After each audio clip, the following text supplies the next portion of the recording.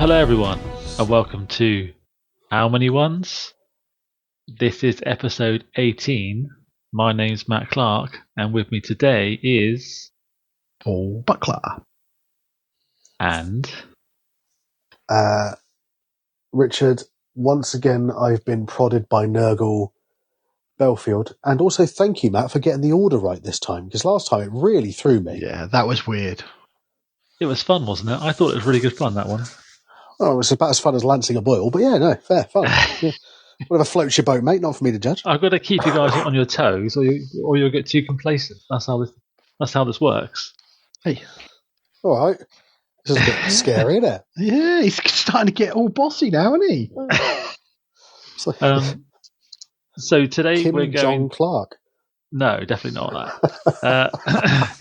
Today we're going to do a bit of a mixed show. We're going to do, rather than a hobby bit, we're going to chat through our lists for the tournament that we're all at in a weekend's time, which is called, is it Southern Counties Grand Tournament? Yeah, I think it is, technically, but I think it's down as South Coast GT on the Entoyment website, but it was Hans GT the last 3 years, so yeah, we'll go with South Coast GT. Yeah, we'll call it South Coast GT.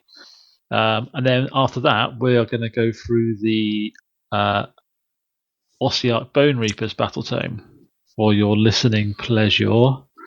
Can we just go with OBR to make it a lot easier? Yeah, it's fine. You can call it OBR. Yeah, we still talk about nothing about them, so I can't wait to learn it. Have you got the book, Rich, or the code?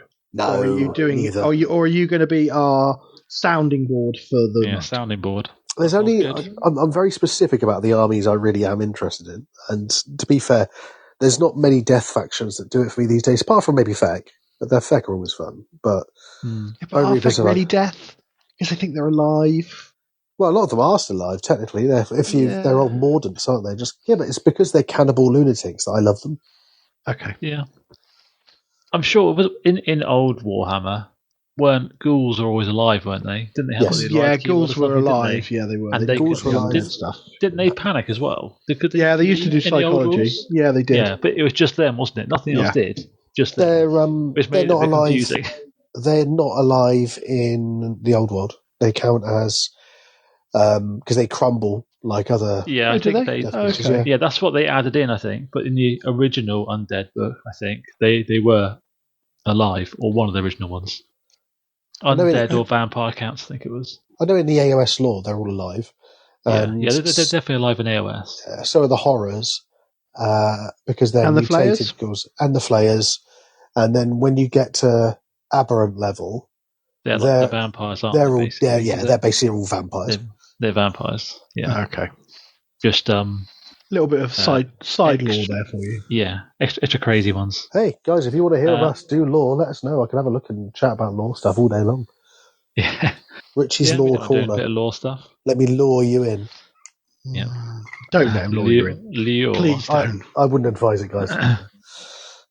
Well, did you normally use your black panelled van for that, do you? There's some sweets for your luring. Do, Rich? Please don't insult my van. It's a white van with free candy written on the side. God. Yeah. And like a unicorn dancing along. Yeah. Actually, no, to be fair, it says free Warhammer and it's full of middle-aged men. Yeah, definitely. Yep. I mean, whatever floats your boat, Rich. But the problem is I keep reading the side of it. The problem is I keep reading the side of it. Go, free Warhammer and jumping in my own van. Yeah. Distracting. That's a problem. Counts as exercise, though. It's all right. Yeah, it does. So not as good as badminton, though, is it? No. Badminton? If Rich knows what badminton is now. I do know what badminton is, but I can't remember what we were talking about before. Oh, that was from last episode. We were chatting about sport. Oh, guys, if you want to find out more about sport, listen to the last episode. Well, yeah. Yeah. I mean, that's about as much as I can give. I can't remember. I don't remember yesterday, let alone last chat, guys. That's okay, Rich. Don't worry. There's no test. I'm here for looks, not for me. The sort of test Rich need. Yeah. Hey. Yes. Or they've always come back negative. They've always come back negative. Which I'm as surprised as anybody. So again, we're sponsored by Pro Painted Studios. we'll let Rich start us off on how amazing of they course. are. So, ladies and gentlemen and ladies, watch out now. Don't give yourself rabies. You need to have a look at the Pro-Pated website because they have some of the finest gaming equipment that you have ever seen. You will open it up and it'll be like that moment in Raiders of the Lost Ark, except your faces will not melt. Your wallets might when you see the sheer power that you want to spend your money on. Anything you can think of, any size, shape. If you want a 3-incher, if you want a 6-incher, if you're feeling frisky, you want a 12-incher, you can get it. Any design you want printed, any size you want, any custom objects, contact Matt, Jen. They'll be happy to have a look at it for you and see what they can do. If you want to play the games, but you also want to win the games, and you're worried that you're going to have nothing to take home to your family when you've won to prove that actually you are worth something. Nothing to take home to your family. Wait, I'm getting to it. I'm getting to it. Give me a second. Like, if you want to win and you don't want to have nothing to take home to your family, get yourself a Pro-Pated studio done for your tournament, and then you're... I've fucked it, haven't I? You distracted me, Matt. God damn it. That's the idea, isn't it? Look, I can that's the whole point. They sell some fucking good shit. Yeah, do that. And they sell fucking bloody shit. Brilliant. If you're playing AOS, if you're playing multiple other game systems, you want to use these tokens. They are AOS, bloody brilliant. 40k, MCP, any custom work you want done as well. They've got that going. And most of all, you will get the benefit of a 10% discount if you use our code, which is howmanyones, HOWMANYONES. That's HOWMANYONES. And the stuff's amazing. I would normally go on for about another 20 minutes and I'd be a bit more coherent, but unfortunately, guys, as I said, Nurgle's touched me. Feel a little bit concerned that Nurgle's touched me. So I'm not as rambly as normal. Sorry, guys. Right. I mean, it's probably the pestilence side of the horned rat, isn't it, really, for you, rather than true Nurgle? Well, that's true. They are blessed. And, who knows? It might be the Red Wheel curse. The Crimson. What's the one I really used to love? There was the one I used to love where you just make an enemy hero go mad and hit their own troops. I can't remember what I loved that one. God. Wasn't that one of the Grand Plagues? Yes. Was it a Grand Plague? Wasn't it? Biggest, I'm not saying it's the biggest mistake that GW did, but by making there's different Skaven clans that aren't Scryer or Moulder basically not really worth anything, I think it was a big mistake because Pestilence were fantastic. Just the theme of Pestilence was fantastic. I think it's just the models. Once they get new models, and as they've done Eshin now, I think there's a good chance they'll do Pestilence at some point. Yeah. Maybe next edition, so I think hopefully they'll do that. Well, yeah, and they need a foot priest back, basically, because the only foot priest you've got at the moment is the Plague Pack, but that's not really a foot priest, it's a unit. No. But you could argue, I suppose, it's a priest with lots of attacks. It's a priest unit, lots of wounds, lots of attacks. Yeah, that's true. Still need to pay mine. So with Pro-Pated Studios as well, Matt is pretty on the ball when it comes to new tokens. Very on. So he's already got the tokens for Sylvaneth and Daughters up there already, and I'm pretty sure OBR are there too somewhere. If I can find they them. are. I remember seeing them. There you are. OBR definitely are there. Bone Collectors, 4th, isn't it? They're called Bone Collectors on there. So yeah, have a look. I'm sure you'll find something useful that will make your life easier when you're trying to keep track of your rules. So also, just to let you know as well, if you're interested in you play any particular card games, like, I don't know, let's say Magic the Gathering, I think there's some tokens in there for that potentially. There's also some tokens for Epic Legions or Imperialis. Lots of stuff. Anything you can think of, you can find it, guys. Definitely give it a whirl, give it a read. And if you want to work out how any of the Luminef stuff works from last time without giving yourself an aneurysm, use their tracker. It's going to be one of the best things you can ever do. Yeah. Your wallet will thank you, your mind will thank you, and your family will thank you because your head hasn't exploded trying to work out what rune equals what. Yeah, and support the products that support the podcast. So you use our code, as Rich said earlier, and that'd be great. I mean, it shows you guys are listening, which is always good for us, and it shows that also it shows you got an eye for a bargain, considering how much you spend normally on all your models and your armies and how long you spend on them. why skimp on using bits of paper or bits of random wood you've written on when actually you can get some nice tokens to go with a nicely painted army that you've done? Just do random wood. Shut up. I'm not near my mute button. That can hear me cough. Okay. Right. So we're all going to go through our list for South Coast GT. Yeah. We'll let Rich go last so he can start breathing. So he can do it on purpose now, isn't he? Get me back for every time I do it to him. Do you want to do mine first, and then I'll do mine? So this is the challenge list I'm doing with Ben Smith. So we read this. We're not buying this from GW because it would cost a small mortgage. So we decided we're going to 3D print it, and both of us will do our own interpretation of what models we would print for it. So it's Iron Jaws. It's an Iron Jaws Brawl, and it is a 4-drop list. The spell lore and the prayer lore are both from the book, and then it's got an Incarnate as the manifestation, and I'm doing Scouting Force and Wrathful Cycles, my standard 2. Wrathful Cycles is on nearly every list I write. So Regiment 1, the General's Regiment, is a War Chanter, Brute Ragers, both reinforced, Weird Brute Wreckers reinforced, and then Weird Brute Wreckers not reinforced. Those two are from the Scourge of Ghyran.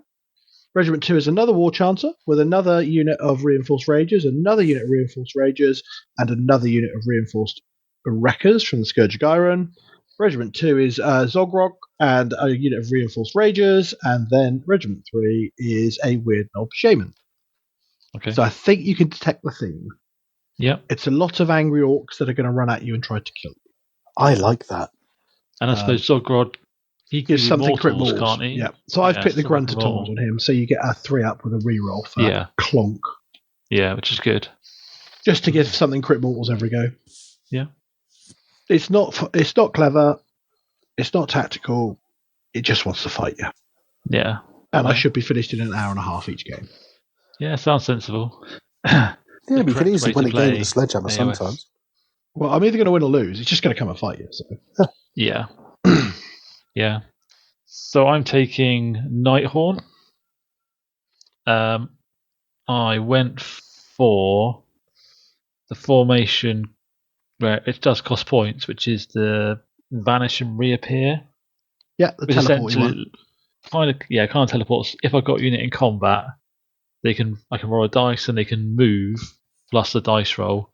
They can move through enemy units and end in combat. Yeah, so essentially I can just run through people's lines if I want to. You can do some funky stuff with that, can't you? Yeah, so I do quite like that. And I am 3 drops. So my General Regiment is Lady Alinda, 20 Grimgrass Reapers, unit of Mimon Banshees, unit of Spirit Hosts. Then Regiment 1 is Reikenor, the normal black coach, because I couldn't fit in the soggy one. Unit of Dreadblade Harrows, and a Scriptor Mortis with Rule of the Spirit Hosts, which also costs 20 points. Mm-hmm. That's to bring back models to units. And then I got a Lord Vitrolic, unit of Chain Gas, and a unit of Chain Rasps. Okay. And that's everything. And I've gone for the basic spell lore and manifestation from them. Yep. And I've done a Scouting Force and attuned to Ghyran. Okay. Nice. Because Paul and I were discussing it a bit, and we thought I can probably do. Well, Scouting Force is getting the whole army, isn't it? So. Yeah, based on a whole army, it's a Scouting Force, and I can get in the middle, and then probably retreat with 2 for attuned, hopefully. And considering you can teleport loads, like the Scouting Force just kind of makes sense. Yeah, I think with some of the Scouting Force ones, you can only have one unit that can have been teleported that turn. I think. Yeah, that's one of the later ones. For a few of them, for later ones, so you've got to be a bit careful there. But I have the Dreadblade Harrows have a free teleport, and they're cavalry, so they'll count for it anyway, which is quite useful. So hopefully I'll be able to do a fair bit. And obviously with my formation, I can always just chuck a unit through and just run away, basically, potentially, which is quite cool. Yep. Go on then, Rich. Tell us about your Cities of Sigmar list you're doing. Oh, yeah. 12 cog forts. Wait, no, hold on. Yeah. It's Skaven, unsurprisingly, guys. It's horror. I know, right? its manifestation is the Skaven manifestation. Spell law is the Skaven spell law. General's Regiment is 3-drop. It's the whole thing. So General's Regiment is a Grey Seer with Foul Hide, so he gets to heal D3. A unit of Clan Rats, a Master Moulder, and a reinforced unit of Storm Fiends with Rattling Guns, Doomflayer, and Wind Launchers. Okay. And then a second regiment, it's a Master Moulder with Short Tempered, so he gives +1 to charge to everything in a bubble, which will work with his +1 to charge for Moulder units. And in his regiment is 2 Hell Pits and a Scourge of Gairan Brood Terror. I finally relented before they're taken away. Thought I'd try it. And the final drop, Pringles. Good old James. Good old James Evely, the War Stomper Mega Gargant, the old one-eyed Grunnock. I find that he does so much work in an army; it's ridiculous. Like, he can do things that normal Skaven units find difficult. Like, for a start, he's a pain in the ass to kill, and if you deploy him in the middle, he's hard to shift. So people have to focus a lot, and then you can sort of. The idea is, because I've been thinking about it, is that he will be the main sort of thing, and then the Storm Fiends will be the counterpunch to like take someone out. I've gone for Master the Paths and Wrathful Cycles. So you got to kill a hero. Yep. To start the first kill a hero. One. First one, Master the Paths. Kill a hero to start with, and then have more friendly units in neutral territory than enemy units, which I can do. And lastly, complete the battle tactic, and then in turn, if I have at least 3 different friendly units are wholly within 9 inches of a different corner of the battlefield, which again, for Skaven, isn't particularly difficult. Only one can been set up this turn, but that's fine. I can always just gnaw a hole in and stuff, so it's not a problem. And Wrathful Cycles have more objectives, get hurt, come back, and do stuff, basically. Yeah. So it's a variation on my standard list, because I still have the 2 Hell Pits and the Brood Terror. But using the soggy one was interesting, because I was thinking I could, in theory, have 2 Hell Pits hitting on 3s, wounding on 2s, and that's not having to use a CP to do it for once. No. And I could use, or if I had the Storm Fiends nearby, suddenly they're hitting on 3s. With a lot of their attacks, it just makes them a lot better. Yeah. Yeah. But I'm giving up a bit of that safety for it. That's the only downside. Yeah. I know in previous episodes you said that you don't really like Storm Fiends, or that you weren't convinced by them anymore. So what made you change your mind? I think that I was wondering whether I was being unfair and whether I was blaming the Storm Fiends for... So when I replaced the Gargant with the Storm Fiends, I was expecting them to do the same job that the Gargant does. Right. But they don't, because they don't hold objectives as well. They don't do as much damage consistently for long periods of time, and they're not harder to kill. As soon as you start like having to remove models from the unit, you just exponentially lose your attacks and you just become rubbish. Yeah.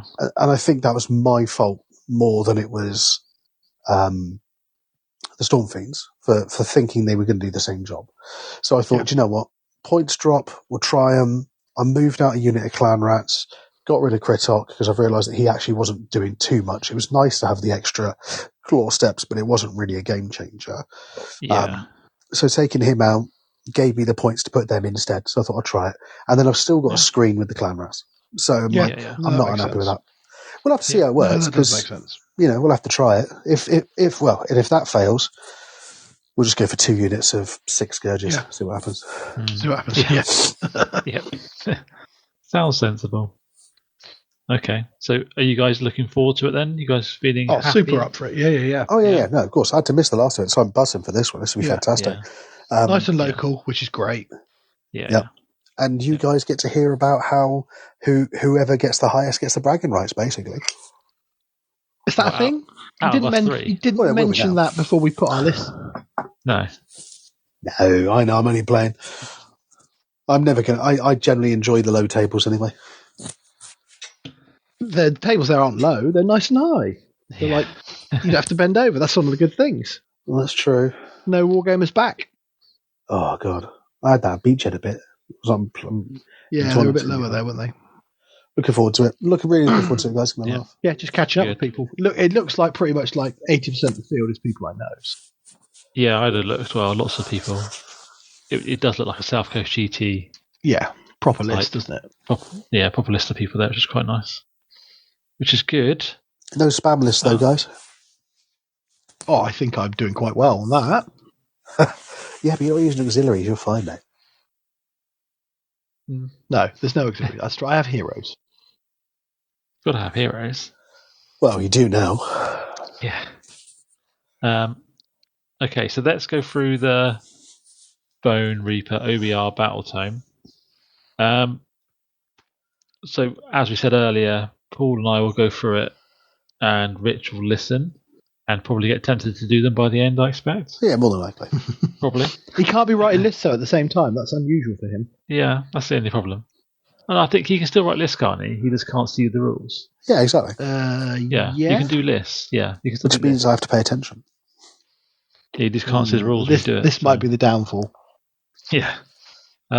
Okay, so let's do the battle trait first. So, as with our previous reviews for the last couple of books, we won't be going through the soggy stuff, as we highly expect it to go very soon. Based on what we understand, anyway. So, we are going to go through their battle trait, which is they kind of gone back to the original first release battle trait in some ways. Relentless discipline is back. Yeah. So now but in the old days, you used to generate it off every single character. This time, once the battle round army start the battle round, you're going to pick one hero, and you get discipline based on their relentless discipline number, stat or number, basically. Okay. Okay. For example, Catacross is 10. He's 10. Yeah. So you get 10 points if you have Catacross. Yeah, 10 points to use. Okay, and then you can use those points to do different abilities. Like, I'm just going to try and find another character just as an example. Like, if you pick a wizard, like a Bone Shaper, you get 2. Yeah. And if you pick like a Liege Cavalos, it's 6. Yeah. All wizards are quite low. All fighters are relatively high. If that makes sense? That makes sense. So they're kind of encouraging you to take more, or at least take some fighters. Some of the fighting characters, yeah. Just to check, because I'm not sure if I understood it properly. You only pick one person to do it. You can't. It's not a cumulative thing. No, you pick one person, and you have whatever's on the bottom of their scroll in the keywords. Oh, so I imagine there's probably quite a lot of temptation then just to take Catacross just for that. Yeah, in some ways. Yeah, because it is good. But let's go through the things you can do with your relentless discipline. I think we should summarise before we start, because it says it on all of them, that these all cost 1 relentless discipline to do. Yep. But if you are reinforced, so if the units are reinforced, it has more than half of its starting models, they cost 2 instead. So if you have big units, all of these abilities cost you double. Yeah. That seems fair, actually. Yeah. And the first one is, it's a your movement phase ability, which I've had for a while, which is Remorseless March. You can add 3 inches to the move characteristic for that unit, but they can't run. Correct. So any unit can just move an extra 3 inches. That's pretty cool. Pretty good, yeah. The next one in your movement phase is they can charge even if they have retreated. Pretty good. Pretty good. So it doesn't say that you don't take damage. You still take damage from the retreat. Still take damage from the retreat, but you can charge back in. Yeah, I was going to ask on that. No, that's fair. The next one's in a reaction to you declaring a shoot ability. And you've not used a relentless discipline ability already this phase. Yeah. And that unit has not used one. They get to subtract 1 from ward rolls for damage points inflicted by the attacks made as part of that shooting ability. Yeah. You just make anything -1 ward. If you're fighting death, they just have no ward save. Yeah. Because you just take that 6-up save off. Yeah. But that's just good against things like Stormcast and anything like that as well. anything things like with a ward Nurgle is is great. quite good. It makes Yeah. a 6-up instead of a 6-up, 5-up. or makes Rotbringers have no save if they're not near a tree. Yeah. It's pretty decent. So the next one is the same. It's a reaction in the fight ability. And again, it's the unit can't have used a discipline ability that phase. And this one gets you add 1 to wound rolls for their fight ability. And then the last one you get to do is a reaction for an opponent's attack ability, and your unit gets to have a 5-up ward against that attack ability. Or you get fought. Shot or fought, you can get a 5-up ward. But this is where the other ones kind of come into it. Because like that fight one that gives you +1 to wound, if someone attacks you and you go 5-up ward, you can't then make yourself +1 to wound. Yeah. But if you go in and make yourself +1 to wound, you can still do the 5-up ward after that. So the order you do them in does matter. Yeah. Okay, so basically, you kind of need to, in that instance, you need to, maybe if you're fighting multiple units, you take the first hit, your unit hits back with the +1 to wounds. Wound, yeah. And then you defend against the next set of attacks. The next one, yeah. And you can use that against everything that attacks you. There's no limit. No, you could. Yes, there is, because it says it's used by a friendly unit targeted by that attack ability. But you can. Normally, you wouldn't be able to, but they've got a caveat saying friendly Ossiarch Bonereapers can use this ability more than once per phase. So every time you're attacked, you can make yourself a 5-up ward. Yeah, on the app, it just says reaction, opponent declared an attack ability. Yeah, in the used by units bit. Can use the ability once. Otherwise, they couldn't, because normally you can only use an ability once. Yeah. But obviously, every time you do it, it will cost you a discipline point. Yeah, a DP, a double penetration point.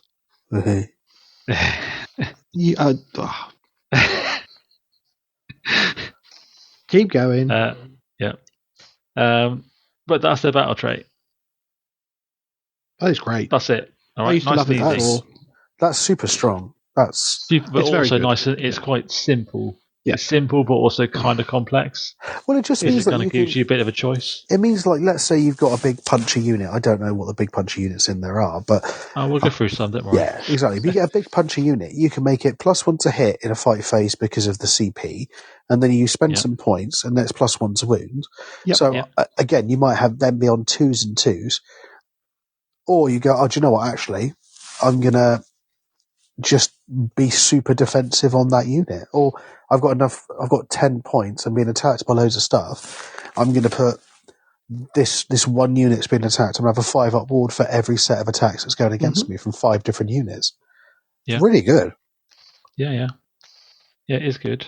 Paul, do you want to go through the battle formations for us? Yeah, okay, so we've got 4. So we've got Border Guards, which is melee weapons used by OBR units have anti-charge +1 rend, while they're wholly within neutral territory or wholly within 6 of both enemy and friendly territory. So basically, when you're in the middle of the board, you get. I like that. That's quite thematic. Yeah, it's all right. Then you've got Silent Empire, which is once per turn army, your hero phase. Pick an enemy unit to be the target. Roll a dice. On a 3-up until the start of your next turn, the target has a maximum control score of 1 while it's within neutral territory or your territory. So pick Pringles, go 3-up, your control 1. Yeah. That's the one. That's the really one for me, good. I think. Yeah. It's just... Because it's anyway, there's no restrictions. Not guaranteed. No. But pick someone. 60%, like 2/3 of the time, the thing you pick will have control 1. Yeah. What's that one called? Silent Empire. Then you've got Nadrite Wedge. Once per turn army, any combat phase. Pick an OBR unit that's charged this turn. Roll a dice. On a 3-up. This unit's melee weapons, including companion weapons, have crit 2 hits for the rest of the turn. That's pretty strong. That's really strong. Good. Yeah. Do they have much in the way of weight of dice? Yeah, you can roll a lot of dice from. Okay, that's great. We'll get to that. No spoilers for you. And then finally, Unfaltering Pace. Reaction you declared a run ability for a friendly Ossiarch Bonereapers unit. Used by the unit using the run ability. If you roll a 1 to 3 when determining the distance the unit can move, you can use a value of 4 instead. What's the point of that with the points that you can move? Like, if you can spend those 2 points to move that. Because if you don't want to spend redeploy as well, isn't it? Yeah. Redeploy is a run. It's redeploy. But it's also, you don't need to spend the discipline point. You could just add 4 instead of adding 3. Oh, yeah, I suppose. Yeah. And it's not limited to one. Well, it just says you declared a run ability for a unit. Yeah. Used by the unit using the run ability. Effect, if you roll a 1 to 3, you can to 4. So I think you can do it on multiple units. Yeah. Yeah. So you can almost get up the board a lot quicker than you'd like. And then the opponent would like. Yeah. That's quite clever. Your whole army could just run 4, I think. Well, I don't know what their movement like. So if you've got your foot troops, and normally in most armies are 6, they suddenly go, well, actually, they're actually 10. 4. Oh, they're 4. Mostly 4, yeah. Mostly 4 in this. Well, that's fine. They'd be 8. Yeah. That's not bad. That's actually really surprisingly good. Yeah. What's your pick of the choice there then, Rich, out of those 4? What's your favourite? Favourite is probably, just because I like the theme of border guards, is the anti-charge +1. Yeah. But the one I would probably use would be the one with the run ability. Okay. Because I actually think that's deceptively good in a slow army. Yeah. I like the Silent Empire one. Make a unit control one. Just because you are slow, they're probably going to be in neutral or in your territory. You can grab so many objectives with that if you get it right. It's obviously very swingy. The benefit it's the 3-up bit, isn't it? Yeah, the 3-up is the issue, but both ones which chose are good, I think, because they don't require a roll. Yes, they just work, which is still good. So I'll do the heroic traits, and then Poole can take us through artifacts of power. So heroic traits, we've got Manufactured Mind. This is a once per battle, start a battle round ability. Bear in mind this is going to be on a character. When picking a friendly OBR hero to be the target of the Immortal Elite ability, that's where you get your discipline points from. You can pick a hero that's been destroyed. Really good. So that doesn't matter who it goes on then? Not really, no. You stick the person who uses that has to be alive. They have to be on the board still. So you stick a little foot hero at the back of the board. Yeah, with that on him. And Catch Cross goes in, dies, and you're still getting your 10. You can still do it. You still get your 10, yeah. Exactly. Only once per battle, but still really good. Oh, it could be really important, like in a really important turn where you need it. Yeah. Then the next one is a passive ability called Immaculate Defender. Ignore the first damage point allocated to each Bonereaper infantry unit in the combat phase while the whole in 12 of this unit. Yep. I hate that kind of ability. It's just a bit meh. It's okay because it's just combat phase. Lots of the other ones are just every phase. Every phase, then it's really good, yeah. So it's not amazing, but it's okay. The last one is Imperious Will. You declare a fight ability for a non-hero Bonereaper unit wholly in 12 of this unit. So you're going to buff your non-hero units. And you pick an enemy unit in combat with that non-hero unit that hasn't charged, and you roll a dirty D3, and they take that many mortals equal to the roll. And the character with this ability can use it more than once per phase. So what? You just sit there and just do it as much as you like? Well, if they've charged into 3 of your units, you could do it 3 times potentially. Or if you just charge 3 units into one of theirs. Well, it doesn't say that you can't pick the same unit. It's oh yeah, of course you pick a flight ability. It's the character that the unit has to have not charged. No, it's not. It's pick an enemy unit in combat with that non-hero unit, and that did not charge this turn. So it's the enemy unit that hasn't charged. I read it as your unit couldn't charge. No, it's the enemy unit that hasn't charged. No? Okay. Reread it. Go back and have a reread. And does it say so? Yeah, I think yeah. Does it say you can only pick it once per unit? No, so yes, because it's a reaction to the fight ability. Oh, I see. Okay, fine. So you go in with Unit 1, it fights, you pick this as a reaction, you do an extra D3 mortals. The next unit goes in, fights, you declare this as a reaction, another D3 mortals, and so on. So if you have an MSU army, this could do 6, 8 extra D3 mortal wounds. Yeah. That was me thinking it was filthy, just keep doing mortals until the unit dies. Yeah, no. Not quite like that. Still pretty good. I think that one's probably my favourite one. Now that I can see that you can do it, you can charge and do it. When I first read it, for me, I thought, well, you've got to be a wall and take it. Yes, because otherwise it would be really difficult. Still. Yeah, but it'd still be quite difficult. Yeah. But, yeah. Where are you picking them, Rich? Yeah. I think out of all of them, Manufactured Mind. I just think that's really good. Yeah. I know it's once per battle, and I normally don't like to pick those, but that, to me, just seems good. Mm-hmm. I'm going for Imperious Will. Yeah, me too. Death Rider wedges. I want to know why he's so Imperious Will. Well, you see. It's because he can down that pint in like a second and a half. Yeah, apparently, yeah. I don't know how he does that. So, do you want to do Archmaster Power for us, Paul? I will do, yeah. So it's the Shard of the Necris.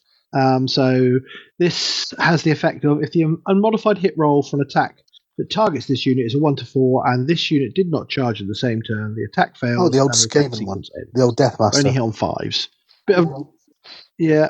But it doesn't work if you charge, so you have to be charged or second or third round of combat. Then you've got the Amulet of Gnosis. No mortal damage is inflicted on friendly Ossiarch Bonereaper units by the retreat abilities while they're wholly within 12 of this unit. Right. So you can spend your Relentless Discipline to retreat and charge back and use this thing to ignore the damage when you come out. Oh, okay, that works well in quite good. Yep. And then the Blade of the Nadir. Yeah, we've got pick one of this unit's non-companion melee weapons. For the rest of the battle, each time you make an unmodified wound roll of a 6 for a combat attack made with that weapon, inflict D3 mortal damage on the target of the attack after the fight ability has been resolved. So 6s to wound, do an extra D3 mortals.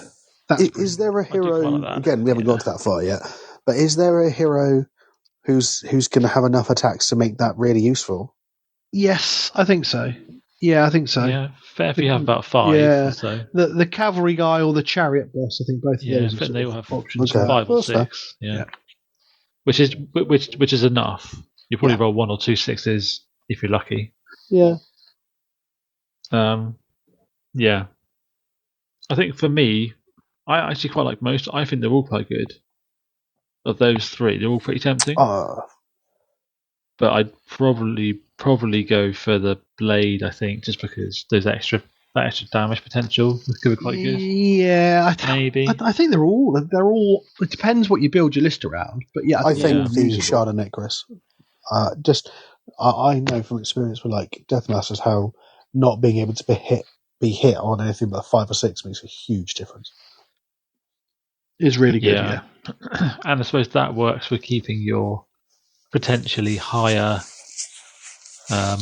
discipline point character alive for longer potentially as well, which could be good. So, okay. So let's go through the spells then, and then Paul can do the I'll do the manifestations, but we'll do the war scrolls for the manifestations where we do it at the same time. Yeah, we'll do it all together. So if I do the spell, you do the scroll? Yeah, that's fine. We'll do this normal spell lore first. Mm-hmm. So it's always in a weird order on the app. The unlimited one's always in the middle or at the bottom. It's because it's probably alphabetical, isn't it? Probably, but it doesn't work for me. Anyway, so the unlimited spell is Empower Netherite Weapons. It's cast on a 5. You pick a unit basically wholly in 12 of the caster, and then the unit gets crit 2 hits until the start of your next turn. If they already have crit 2 hits, then they get crits on a 5 up until the start of next turn instead. Good. And units can be affected by this ability multiple times, so you can stack it if you want to get. How many? What's that cast on? That's really a 5. Good. That's low. Solid. Yeah. That's like very low suddenly those attacks. Well, if you do that on with that blade you were talking about, and you can take someone who's got 5 attacks, suddenly they got crit that. Oh, because it's D3 mortals in addition, isn't it? With the blade. But that's on the well, wound that's still roll. good though, because you're giving So it does work. So you do. You get more. you got more hits. dice.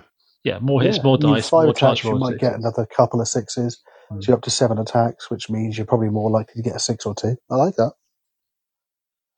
And for a 5, it seems really low. It's good.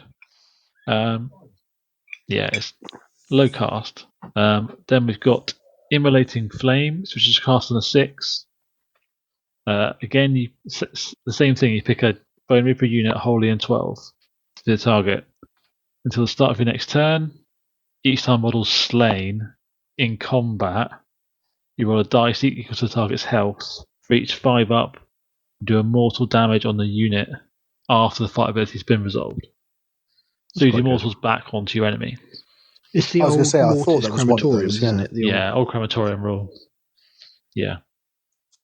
And not bad in the 6. It's fine. Pretty good. It's fine. And then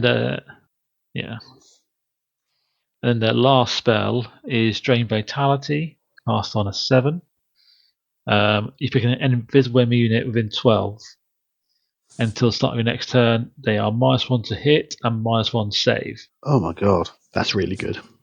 Decent. Really good. Yeah, it basically gives everybody an extra pip. Does that work with the... Yep. That means they hit you worse. Oh, wasn't there one of the sub-factions that did something like that as well? Don't think so. No. Are you thinking of the where you can't be hit on a No. 4 or less? Hold on. You thinking of that? I was just... No? I'll work it out, but I was just thinking of something, because I know that... I swear there was something that reduced a save. Am I thinking of something wrong? I might have something wrong, guys. Control. Yeah, Control, potentially. you're thinking of maybe. I'll have a think. Yeah. They're all quite good spells, I think.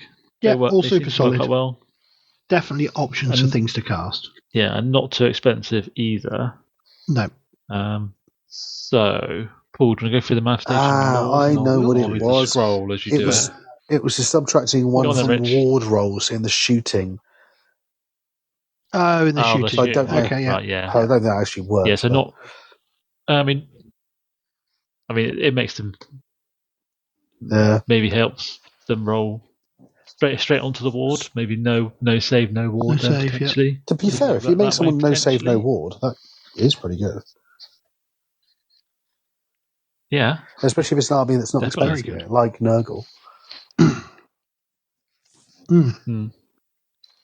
So we've got starting off with the Summoning the Nightmare Predator. So it's cast on 6. Pick a point. Holy 12 of the caster. They have to be holy 12 of the caster and more than 9 from enemy units. So I'm guessing it is a movie type spell. Yes, it is. It moves 8. Move 8, health 7, banish 7, save 5+, which is high for a manifestation. Yep. Ward 6+. It's got 6 attacks, 4s, 2s, rend 2, damage 2. So kind of a monster profile. Solid combat profile, isn't it? And then it also has an ability where if it's destroyed or banished, and the unit that summoned it is on the battlefield, you roll a dice. You add 1 to the roll if any animals were slain this turn by the manifestation. And then on a 4-up, it comes back again. Holy and 12 the unit summoned it, cool. And more than 9. Oh, that's really good. So if you don't have to bring it back or anything, that's quite good. No, yeah. So, but that's end of the turn. Yes, roll for okay. That. But that's so still it's not pretty going cool. to do anything. It's still pretty good though. No, yeah. But yeah, it just comes back alive, which is pretty cool. Yeah. So the next one is Summon Bone Tithe Shrieker on a 6 again, and that's set up Holy 12 of the caster and more than 9 for enemy units. So probably another movie one. Yeah, movie again. So move 8, health 7, banish 7, save 5 up. It has a range attack and a melee attack. Okay. So 12-inch, 4 shots, 3s to hit, 4s to wound, rend 1, damage D3. So not rubbish. Nope. And then basically the same in combat.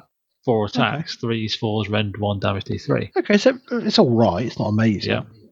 But the other good thing it's got is Enemy units which are within 12 are -1 from their ward roll. Ooh, that's pretty good. So you subtract 1 from ward yeah. rolls for enemy units. So shooting and the shooting thing, you could be -2 to your wards from shooting. Yeah, that's pretty good. I'm getting the impression that they seem like they'd make a really solid. There's definitely an element to make a really solid defensive army, and do people in by attrition because you'll survive more than they will, especially if they have ward saves. They're definitely a grindy army, I think. Like they can be a grindy, castly army. Yeah. So the last one is the Summon Soul Stealer Carrion. And again, Holy 12 of the caster, more than 9 from enemy units, cast on a 6 again. So they're all cast on a 6, so it's really easy to remember. They're all Holy 12, more than 9. Yep. And the bird, which is what this is, moves 10, health 7, banish 7, save 5 up, ward save 6 as normal. It's got 6 attacks, 4s, 2s, rend 1, damage D3. Actually, not that bad, actually. No. And it's got a passive ability where you subtract 10 from the control scores of enemy units while they are within 6. So it gets good against Gargants. So that's really good. Good against Gargants or monsters or anything. Just stick it in the middle of a load of units. Is it to the middle one, aren't they? Yeah. I think it's 4 rules, isn't it? Mineral 1? Yeah. I might be wrong. Maybe control can go lower, maybe, because of what it is. I'm not sure. It might be able to go lower. That's something like... Maybe. Yeah. I mean, negative numbers no negatives. Would be weird. Yeah. But they're all okay. They're all pretty like you definitely wouldn't be wasting your time casting them. No, definitely not. Okay, so let's go through the War Scrolls. So it's going to be alphabetical, Poole, I'm afraid, because we're on the app. That's all right. So if you're okay to Arcan for me next. Okay, I will start us with... Oh, was he still rocking about? Yeah. He's really good. Wait and see. I'm going to do Archcavalos Santos. Okay? Which is the named Leeds Cavalos. He, or they, or them, is move 10, health 8, control 2, save 3+. Everything has a 6-up ward unless we tell you otherwise. Okay? And his RD level is 7. So he's pretty high. Which is good. He has 5 attacks with his Dark Lance, which are 3s, rend 2, damage 2, with charge +1 damage. Yep. And then he gets 4 attacks with his horse, which are standard horse attacks, 5 3s, no rend damage 1. Then he has a couple of good abilities. The first one is a once per battle ability. It's any combat phase. If this unit charged this turn, you pick each enemy unit in combat with it to be targets. Yep. And they all get strike last. Ooh. No roll. Ooh, that's quite good. They all have strike last. Okay, it is only once per battle. Yep. According to the app, but that's pretty decent if you get still really good. Yeah. Yep. And its other ability helps Bone Reaper cavalry, but they have to be non-hero. You pick. Again, it's a combat phase ability. You'll pick a unit wholly in 12. You spend 1 discipline. Unless Xantos in combat, then you spend no discipline. And the target's melee weapons gain charge +1 damage for the rest of the turn. Yep. So essentially, the only cavalry unit is the Cavalos Death Riders. Yeah, Death Riders. So you can buff them and give them charge +1 damage. Yeah. Do they not normally have that? No. Nope. Okay. And he is 220 points. Yeah, I think that's pretty decent for what he does. I think he's worth it. He's definitely good. Yeah, that doesn't sound bad. I mean, even just taking him for his 7 points as well. Yeah. That seems pretty good. Yeah. And for that, once per battle, I make it strike last. Yeah. This is pretty decent, isn't it? I think it's very decent. Yeah. So Arcan then. So Profile: 14 health, 12 move, 3 up save, 5 control. Pretty decent. He's got 4 attacks. It's all melee weapons with Zephet Kar and Kanesh An. His spear and sword, I guess. I don't know quite what he wields. 4 attacks, 3s and 4s, 1 Ren D3. And then Razarax Eben Claws, 5 attacks, 4s and 2s, Ren 3, damage 3. So the mount is the real damage output here. Yeah. But he is a wizard, so that's kind of Ren 3, damage 3. It's good, though, yeah. Yeah. And then when he has 10 wounds allocated, those attacks go down to 3 attacks with the claws rather than 5. Yeah.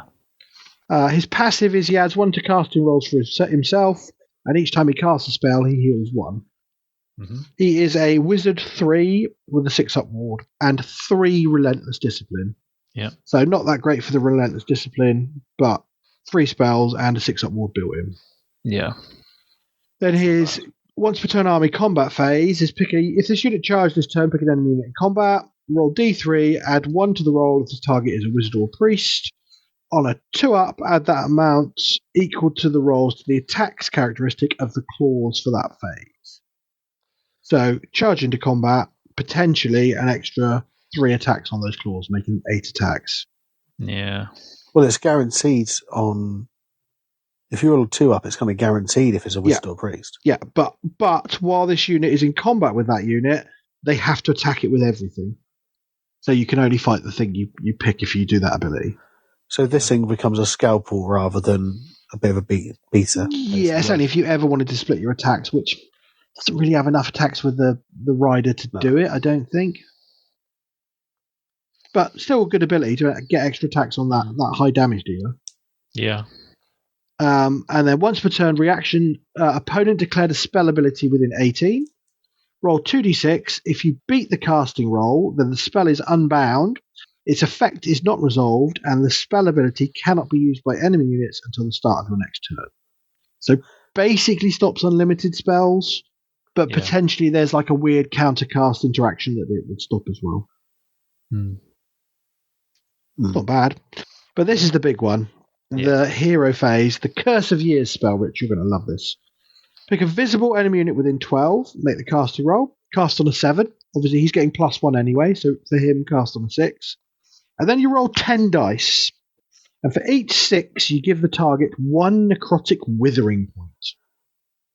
And you roll an extra dice. For a 5-up on those extra dice, you give them a necrotic withering point, and you roll an extra dice. But then on a 4-up, you roll an extra dice, and then a 3-up, then a 2-up, and then you keep giving them the points. So say on the first roll of your 10 dice, you rolled 4 6s. You'd roll 4 extra dice. And then for each 5-up, you roll an extra dice. So say you rolled 2 5-ups, you'd roll 2 more dice. Then you roll 2 4-ups, you'd keep going, then 2 3-ups, 2 2-ups, and then you'd stop. After the roll, if you have 8 or more necrotic withering points, it's just dead. So your 6 Storm Fiends, I roll 4 6s to start with, then I roll 2 5-ups, 2 4-ups, 2 3-ups, that's 8 necrotic points, you're dead. My first thought on that is Archaon. Yeah. Won't work on Pringles, because he has a rule, doesn't he? Whereas if he would be automatically destroyed, he just takes damage. Yeah. But if you don't manage to get to the 8, it just takes a number of mortal wounds equal to the number of points. But that's still not bad. Like if you get 7 or even 5 or something like that, that's just still 5 mortal wounds. Yeah. Do you know what? This spell will work so rarely, but the one time it does, you'll be like, Archon stays in every list. It's just lifted those. Yeah. A big heart. The unit of 10 chosen. Oh, they're all dead. So because he is good, it does cost points wise. He's 450, I'm guessing. 440. 440, okay. Yeah, that's fine for what he does. Yeah. Yeah. Who's up next? Oh. So next we've got Catacross. Ooh. Which I'll go through, and then if you can do the Leeds Cavalos for us, please. On the foot or on chariot? The horse. Yeah. The horse one, please. Mm-hmm. So Catacross, we've already spoiled it that he's got an RD of 10. But yeah, that's his big thing. He is move 4, health 20, control 10, saves 3 up. He has his melee weapons. You've got Indacat, which is not a real cat, sadly. It's 3 attacks, hits and wounds on a 3, rend 2, damage 3, with crit 2 hits built in. So if you do a spell on him, he's doing it on 5s. Straight away the crit, which is good. Then he gets 10 retinue blade attacks, which are 3s and 4s, rend 1, damage 1. And he has his shield of mortis still, which is 3 attacks, 3s, rend 2, damage 2. And he has quite a lot of abilities, as he always has done. So he has an any hero phase 1, which is his spy master. You pick a visible enemy unit within 18. On a 3-up, they can't use commands for the rest of the turn. Pretty good, isn't it? If he's battle damaged, his discipline comes down to 4. So his attacks don't change, but if he has 10 or more damage on him, his discipline goes down from 10 to 4. How does that work with the artifacts then, if he dies? Because he will have had damage. He would have taken 10. more damage. No, but he's just dead. So he hasn't got damage on him, does he? Oh, I suppose, yeah. No, you just pick his number, yeah. He's got the Mortarch of the Necropolis ability, which gives 3 to the control score of visible Bonereaper units that have used an RD ability this turn. So you've made them move an extra 3, they get an extra 3 control. Yep. If they use the 5-up wall, they get an extra 3 control, which is quite good. Nice. He has a combat phase ability, which is Supreme Lord of the Bonereaper Legions. So Catacross has to not be in combat to do this. You pick a friendly Bonereaper unit wholly within 12 that is in combat and hasn't used a discipline ability this phase. You spend a number of discipline equals to the target's health characteristic. If it's reinforced or has more than half, you spend an additional discipline point on top of that. And then the target can do 2 fights. Really with good. The second one being strike last. Yeah. But also, the target then can't use any more discipline points the rest of the phase after that. Mm-hmm. Yeah, that's only a phase. That's not. Yeah, but it stops you doing the ward save. Stops your ward save and stops you doing +1 to wound. I don't think you do +1 to wound because that's got that caveat, hasn't it? That you haven't spent any points before. But I'm guessing that the aim is that you're killing them, basically. Like, you don't need to worry about that because you're going to pick a target where you can survive it. That's the plan, yeah. You're just going to smash it. Yeah. And then he's got once a battle start of an internal ability called You Dare, which is this unit can only use this ability if at least half of the units from your army have been destroyed. So if you're losing lots of models, you can do this. And then for the rest of the battle round, he gets +5 attacks on Indacat. Wow. So that gives him 8 attacks with that. And 3 attacks extra on the Mortis field, that's 6. So he gets a lot more attacks. However, he can't use the Supreme Lord of Bonereapers ability. But they're on his punchy attacks, right? Yeah. So the Indacat is his spear, which is the rend 2 damage 3 one. The big one, yeah. And the shield is the rend 2 damage 2 one. Mm-hmm. See, I like that because it's very thematic. It's almost like he's lost half his stuff and he's gone.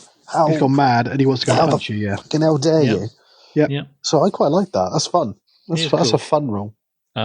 He is 500 points. Which seems worth it. Isn't bad for what That's he does. fine. Yeah. Definitely worth it, I think. So then the Liege Cavalos, please, Poole. Yes. So the Liege Cavalos. So this is the cavalry hero, basically. Yeah. So he's got move 10, 7 health, 3 up save, 2 control. Commander's Blade, charge +1 damage, 5 attacks, 3s and 4s, rend 1, 2 damage, 3 on the charge. And then the Hooves and Teeth, 4 attacks, 5s and 3s, no rend 1. Companion. So his ability is Master of Cavalry. It's a reaction to you declared a fight ability for this unit. Pick a unit of Death Riders that's not used a fight ability is within combat range. You can fight with the Death Riders and you get +1 to hit. So his chain ability is +1 to hit on Death Riders. And then if this unit and a visible friendly Death Riders unit are wholly within 12, their Death Riders can use... this unit can move 12 instead of 10 when they use the Death Riders wedge ability. And you'll find out what that is in a minute when we get to Death Riders. But basically, it lets you move a bit further. I mean, we could do it now, I suppose. You want to do it now, yeah, and then it just makes sense, doesn't it? Done that for me. So, Death Riders. You want to do those, Matt? I'll do that. It's got me. It's fine. So they're move 10, health 3, control 1, save 4 up. Their combat attacks, they get 3 attacks each, which hit on a 3, wound on a 4, rend 1, damage 1. And then they get 2 steed attacks each. And then their Death Rider wedge ability that we went over. If the unit's charged this turn, you pick an enemy unit in combat with it to be the target. Then you can pick a friendly Liege Kavalos within the unit's combat range to be a friendly target. You inflict D3 mortal damage on the enemy target, and you do an additional D3 if you also picked a friendly target, Liege Kavalos. Then this unit and Liege Kavalos can move 10. They can move through combat range of enemy units and cannot end that move in combat. And this is a core attack fight ability. Yes, you go in, do this instead of fighting, and then disappear. Yep. And if you've got the Liege Kavalos, you're doing 2d3 mortals on them, and then both moving 12, basically. Yes. Well, that's awesome, because it's almost like you're doing a power through for free. You're not fighting. Before you fight. Yeah. Yeah. If your point is, I actually just wanted to be over there, I didn't really want to fight you, fine, done. I suppose how this works is they move, but then the Kavalos can still fight. Yes. He hasn't used a core attack fight yet, has he? Yeah. So these guys do 2d3 mortals, then they move, then he can still attack. Does it count the main Siege Kavalos as well?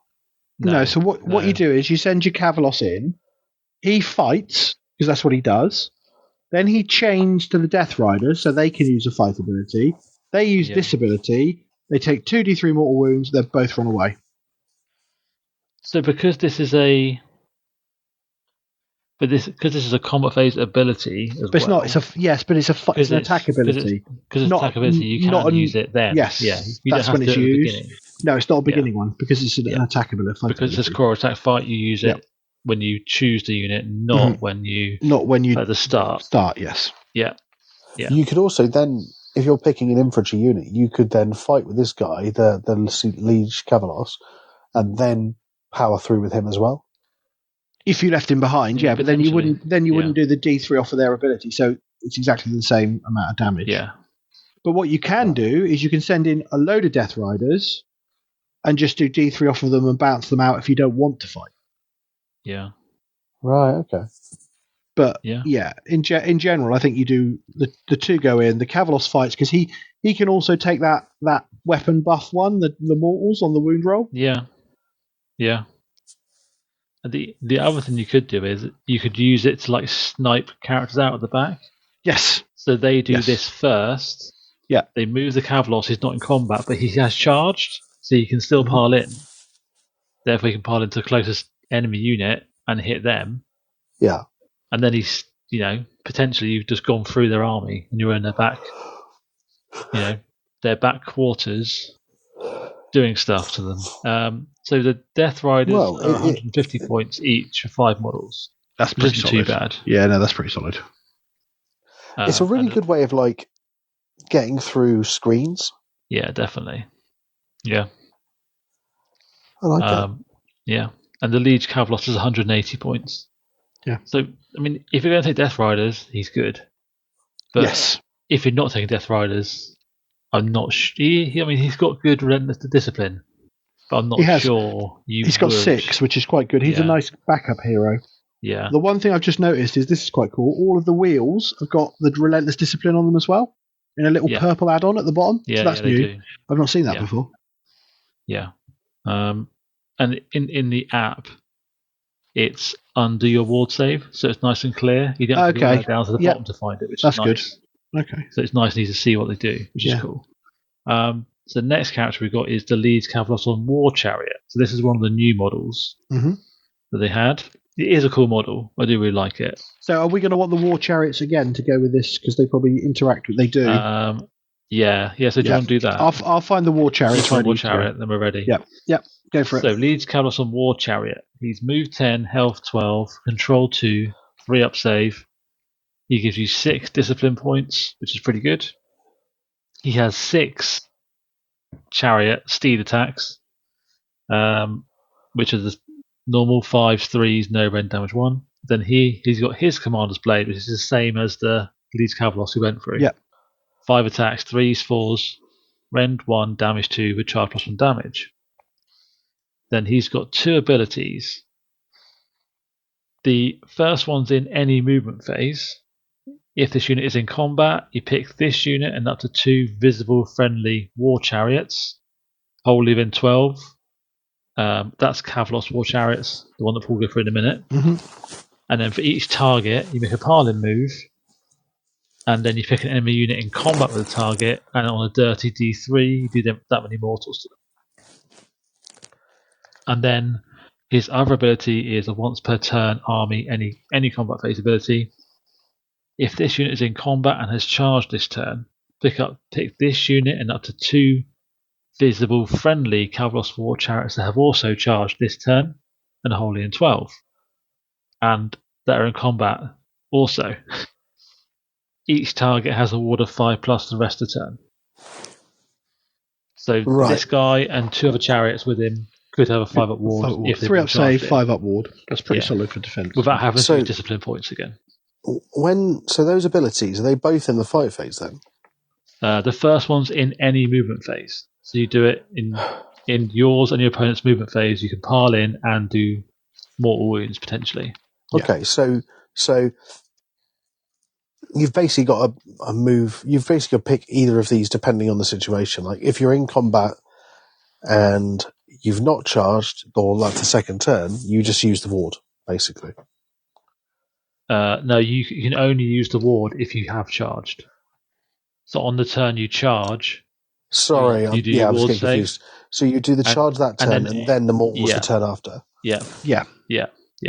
And then it'll be the turn after you charged. Potentially your enemy's hero, your enemy's movement phase, probably more than likely, isn't it? And they're potentially taking 3d3 unless you double turned. Yes, they're taking. I mean, they're taking potentially up to 3d3 mortals. It's not to be sniffed at. No, it's not. No. But he is 230 points. I suppose if you're taking a lot of chariots, if they're any good. I mean, his attacks don't seem great. I'm going to be honest. He's pretty basic, isn't he, attack wise? Poole, do you want to do the war chariots that go with him? So 10 move, 10 health, 3 up save, 2 control. Charioteer weapons, 4 attacks, 3s and 4s, rend 1, damage 1. Chariot steeds, 6 attacks, 5s and 3s, no rend, damage 1. So not very hitty, but quite survivable with a 3 up save, 10 health, and maybe a 5 up ward from Relentless Discipline or from his ability. And then, if this unit charges turn, pick an enemy unit in combat between the target, do D3 mortals on the target, then you can remove this unit, the chariot, from the battlefield and set it up again within 1 of the target. You can charge into something, do D3 mortal wounds, hop over to the other side potentially, and grab an objective. Yeah. So that would be pin in a loads mod stuff. Yes. Yeah. Or if you need to be a little bit closer to your guy to let you do another D3 mortal wounds. Yes. Yeah. Yep. And then once per turn army, shooting phase, pick a visible enemy with 18, roll a dice. On a 3 up, they take a mortal wound, but the big thing is they cannot pile in for the rest of the turn. And that's really, really big, the no pile-ins.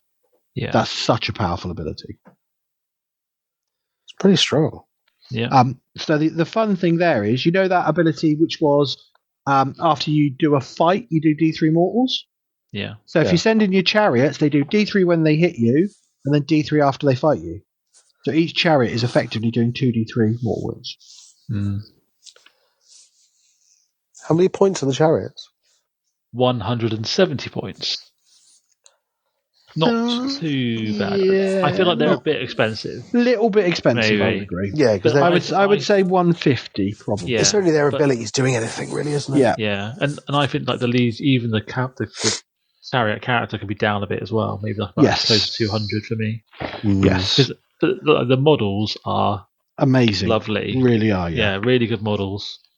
But yeah, this army seems really mobile. They have a lot of synergy. Yeah, they really, and we're getting on to the next one, who's very big in synergy. This guy's probably one of the best models in. Well, a really good model. He's a new Liege Mortec. Yes, and he's very, very useful again. Yes, not only because he's a little hero, but he has an RD of 5, which is just good. So he's an on-foot character, so he's move 5, health 5, control 2, 3 up save. He has commander's weapons, which is 5 attacks, 3s, 4s, rend 1, damage 2. So pretty standard.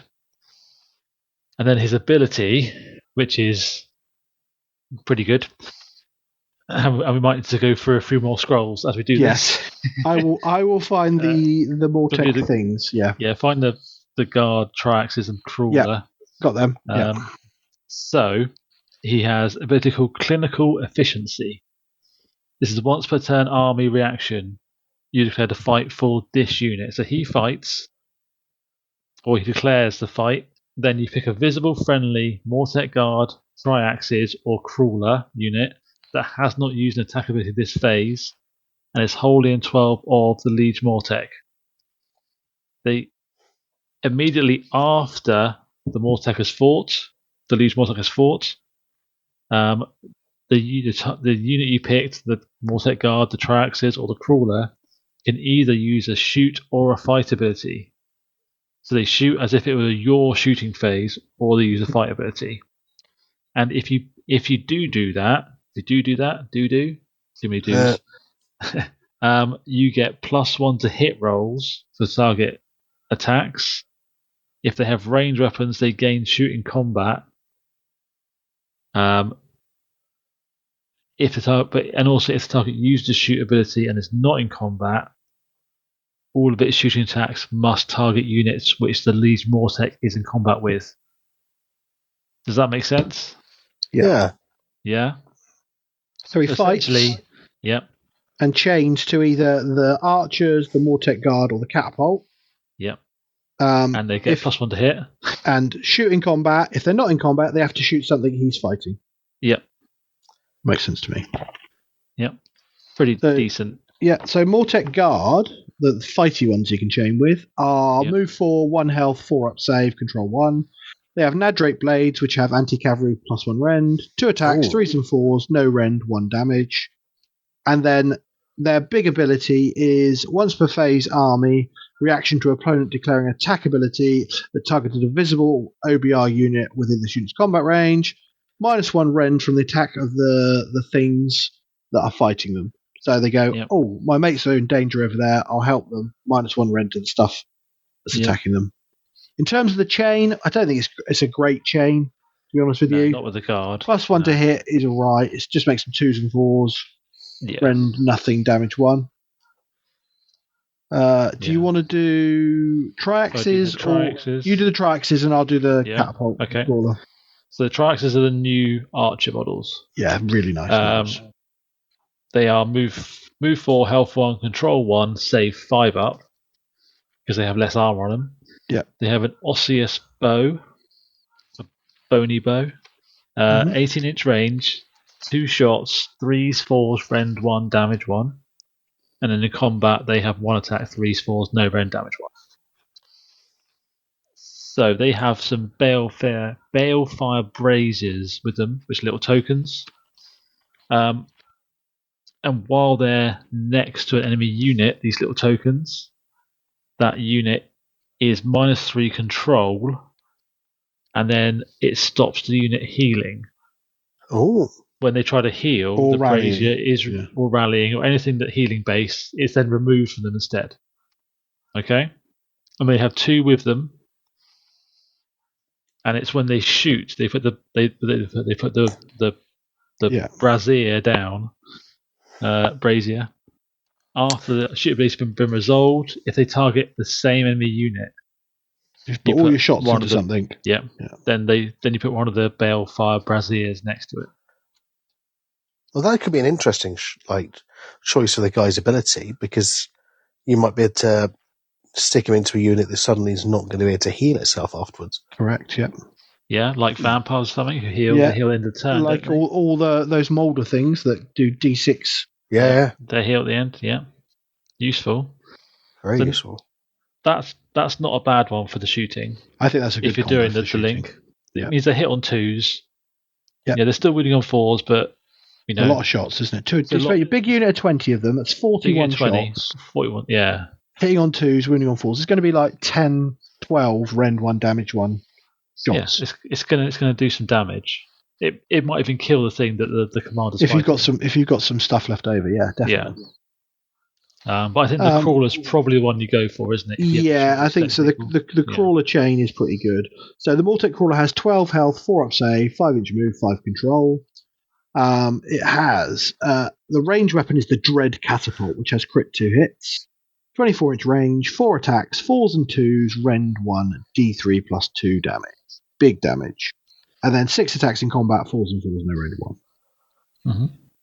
And then once per turn army reaction, you declare a shootability for it. After that shootability has been resolved, if all the attacks target the same unit, roll a dice. Add 1 to the roll if this unit is wholly within 12 of an Ossifector, and add 1 to the roll if any other Mortek crawlers targeted that unit with all their shooting attacks. On a 4-up, they have strikes last for the rest of the turn. Yep. So you go in, you fight with your boss, gain to this, it shoots them, and then on a 3-up, maybe a 2-up, depending on what else has happened that turn, they've got strikes last. At minimum, it's on a 4-up. Yeah. And then once per turn army, your shooting phase, it only works in your shooting phase, so it wouldn't work with this chain or anything, it's just normally. For the rest of the turn, this unit's range weapons have anti-faction terrain plus 1 rend, and add 1 to damage against faction terrain features. So if you want to destroy your Loon Shrines, your Sylvaneth Wildwoods or whatever, you can make one of these really good at killing. Or the Lumineth, the floaty thing. Yeah, that's pretty good. Yeah. And it gets shooting in combat, doesn't it, from that guy's ability? From that guy's abilities, yes. Yeah. So if it is in combat, it can get out of combat based on that. Which is pretty cool. That's pretty sexy. So the Liege Mortek is a bargain at 120 points. Yes, yeah, 100%. Very good. I have one of those in nearly every army. You're going to take it. You're going to 5 Relentless Discipline. Yeah. That's a good solid backup hero as well, isn't it? Yeah. Or just if you want to take loads of wizards, he's just a good fighting guy to be there for a good old 5. Mortek guard points, they are 110 for 10 models, which isn't bad for their ability. Yep. Triaxes, the archers, they are 140 for 10 models. That's still more good for expensive, archers. but good. But for the archers, I'd take that every time. And then the crawler, the catapult, is 250. Yep, that's fine. Definitely worth it. Fine. Yeah, what it does. Yeah, it's survivable as well, and it's 5 control. Yeah. So that's good. Yep. So the next character we got is the Mortison Bone Shaper. Yep. And then Poole, do you want to do the Ossiarch for us? Yep. So the Bone Shaper, this guy historically was the one who healed you lots. He's not quite the same, but he's still okay. So he's move 5, health 5, control 2, 4-up save. He has an RD of 2, so we'll give you 2 discipline points because he's a wizard. Yeah. His melee attacks are pretty pointless. 3 attacks, 4s, no rend damage, D3. His passive, this is his new healing thing, is he basically gives you 3 additional rally rolls when you rally for non-hero units, wholly in 12. Yeah, that's fine. Okay, not too bad. And then he has a recursion ability now for a CP. So as long as he's not in combat, you can pick a Mortec Guard unit or Mortec Triaxis unit that's been destroyed. Are we boring you, Rich? I'm sorry. I mean, he's less interesting than the other people so far. Yeah. I mean, he never yawned at the LRL, so this is safe. Yeah, exactly. Yeah. He wasn't ill then, was he? No, that's a good point. Yeah.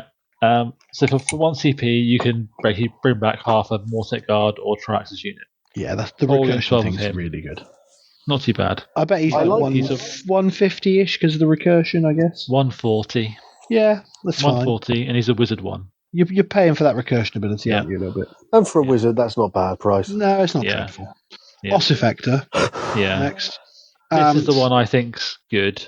Yeah, so he's got exactly the same profile as the Bone Shaper, 5 health, 5 move, 4 up save, 6 up ward, 2 control, 3 attacks, 4s and 4s, no rend, D3 damage. Yeah. And then his ability is once per turn armor your hero phase.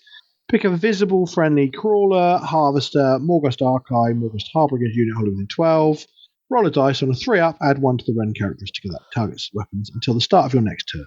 That's pretty good. So rend 2 catapult, or the Archive, I think, go up to rend 3. Yeah, they go rend 3. Well, I mean, if it's till the end of your till the start of your next turn, you do it on something in combat, you're getting the most value out of that. Yeah. And he is a wizard 1. I expect he's quite cheap. 130? 110. Ooh, oh yeah, done. Yeah, done. he's a bargain. He's a take bargain. him over the other one. You're going to take him, even if it's just to buff the catapult to make it exactly. Yeah, he doesn't even need to be a wizard for that, really, does he? No.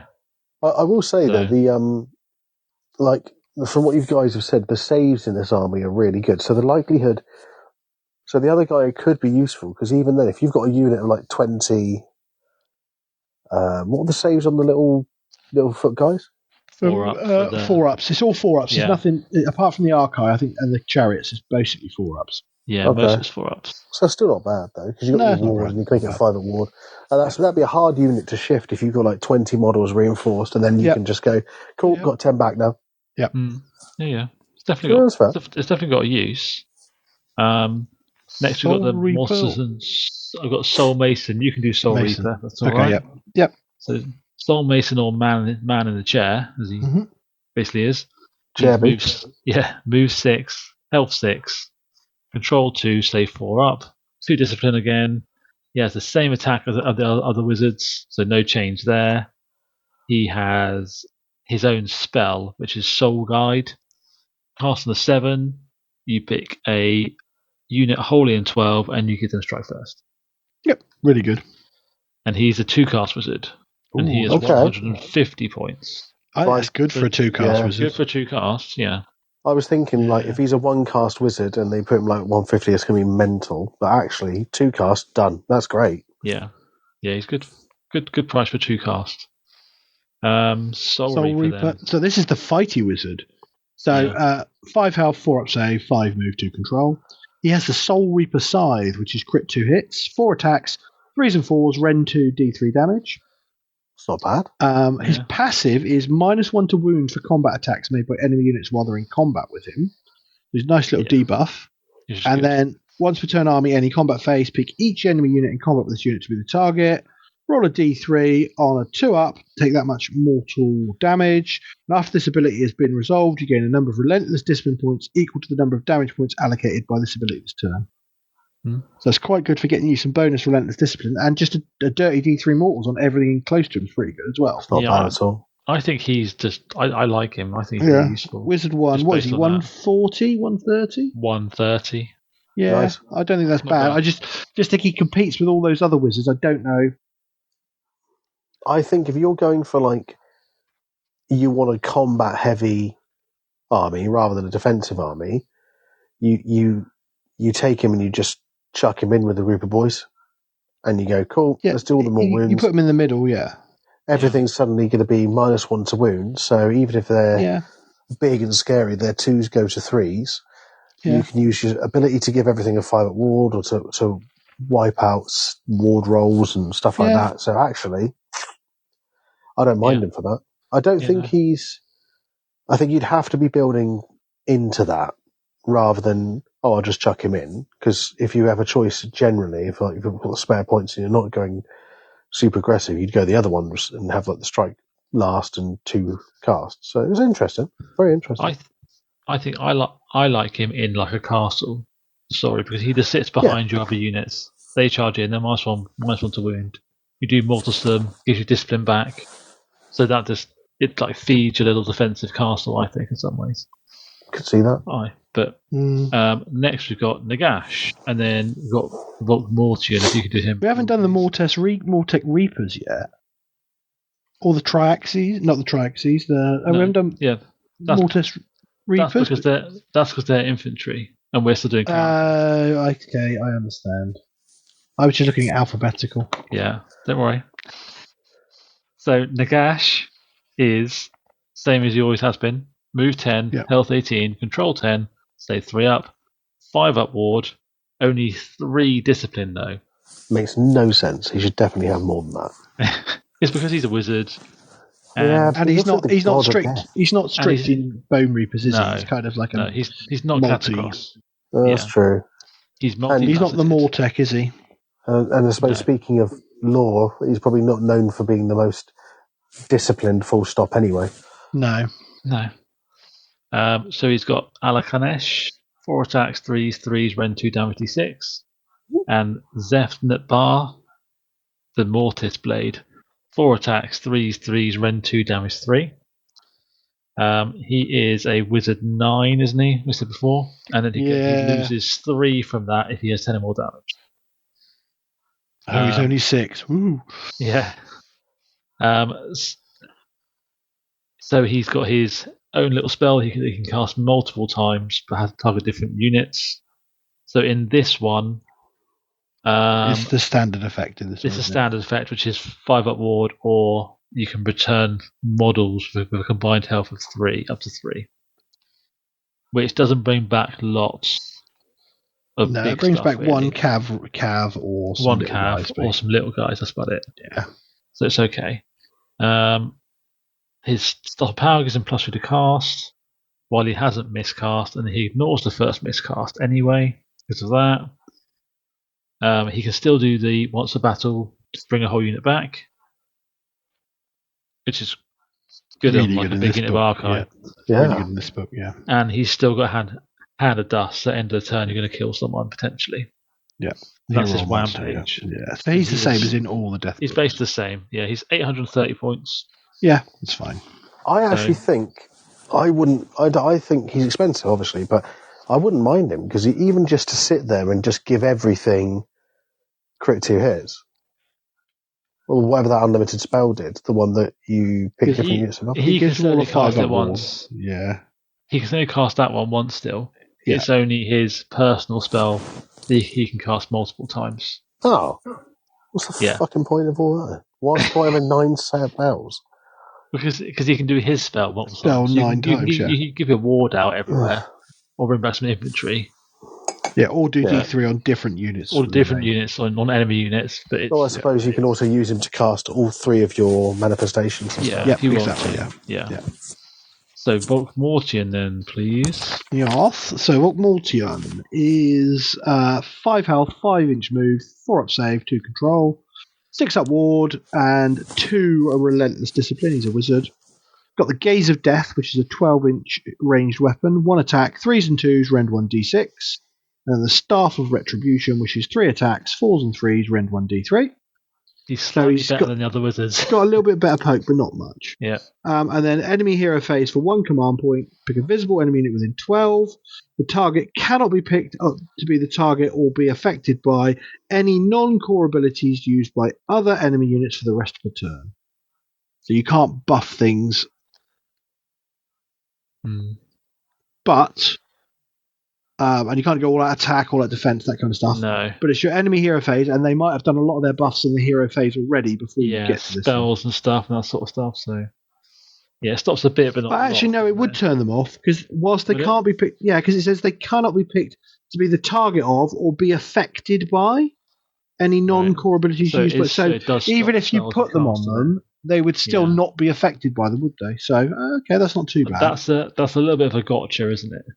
You know, cast all that stuff and like, Actually, you can't do that. Yeah, command point. No, it's not working. Well done for wasting that whole all your resources. That half an hour of hero phase you just did. You've done your war charter bus. You've done that, etc., etc. He goes, oh no, that doesn't work. Yeah. So I think the fair way to do that is to tell your opponent and say, I'm going to turn it off on that unit, and you just use a CP. Just remember what he can do before you start buffing. Yeah. And then he's got a spell cast on a 6, which is pick a visible enemy unit with an 18. Until the start of your next turn, each time the target is picked to use a core ability, roll a d3 as a reaction. On a 2-up, take that much mortal damage. If the target is destroyed by this ability, do not resolve the effect of that core ability. Right. Yeah. So they've got their big unit that they're trying to buff loads with he can turn all that attack and Yeah. You turn it off, and then every time they move, or they run, or they charge, or they attack, they're taking potentially D3 mortals. Oh, like a more deadly version of Bellacor's thing, except you can actually do it. He's okay. Yeah, he's a wizard too. Points? 140. Okay, for a wizard too, he's actually cheaper than the other guy. So I think you should probably take him over the chair guy, just because he's cheaper. Save yourself 10 points, and then that enemy hero phase 1 costs you a CP, but you don't really care because you have discipline points anyway for your other stuff. Yes, you do. Correct. Yeah, and you're like just every time just pick that unit on there. You're not doing anything good. Sorry. Yeah. Sorry, chosen. You're not fighting twice. You know that sort of stuff. I think he's useful. It'd be nice to see him on the table because everyone had him. He's a nice model. Yeah, he's in the starter box thing, wasn't he? He was in the starter box when they first came out, and I think I've never seen him on the table. Okay, so that's all the heroes done. Definitely some good ones in there. Yeah, I think there's lots of good. There's too many choices. There's lots of choice. We really have to think about it. So we need to. It's a bit like that other book we were talking about. I can't remember the name of it now, which army it was. Where possibly all the heroes are all very much like. There is a feasibility for the vast majority of them to be in your list. Yeah. It's good. But it's quite a good thing, though, isn't it, really? I think it's a good thing to have rather than... Yeah, you'd rather go, there's only 2 out of those 12 I'd ever play with. Yeah. Rather than, actually, 10 out of those 12 are really good. Yeah. I don't know which ones to pick. Yeah. Exactly that. So, let's go on to the rest of the infantry. So... If I was Immortus Guard Pool, then do you want to do both of the Morghasts? Yeah, that's fine, because they're basically in the same place, won't they? Yep, go for it. So Immortus Guard, they have changed a little bit. They're 5-inch move, 4 health, control 1, 3-up save. They have their melee weapon, which is Dread Halberd, which is 3 attacks, 3 rend 1, damage 2. It's not bad. And they have a once per turn army any combat phase ability.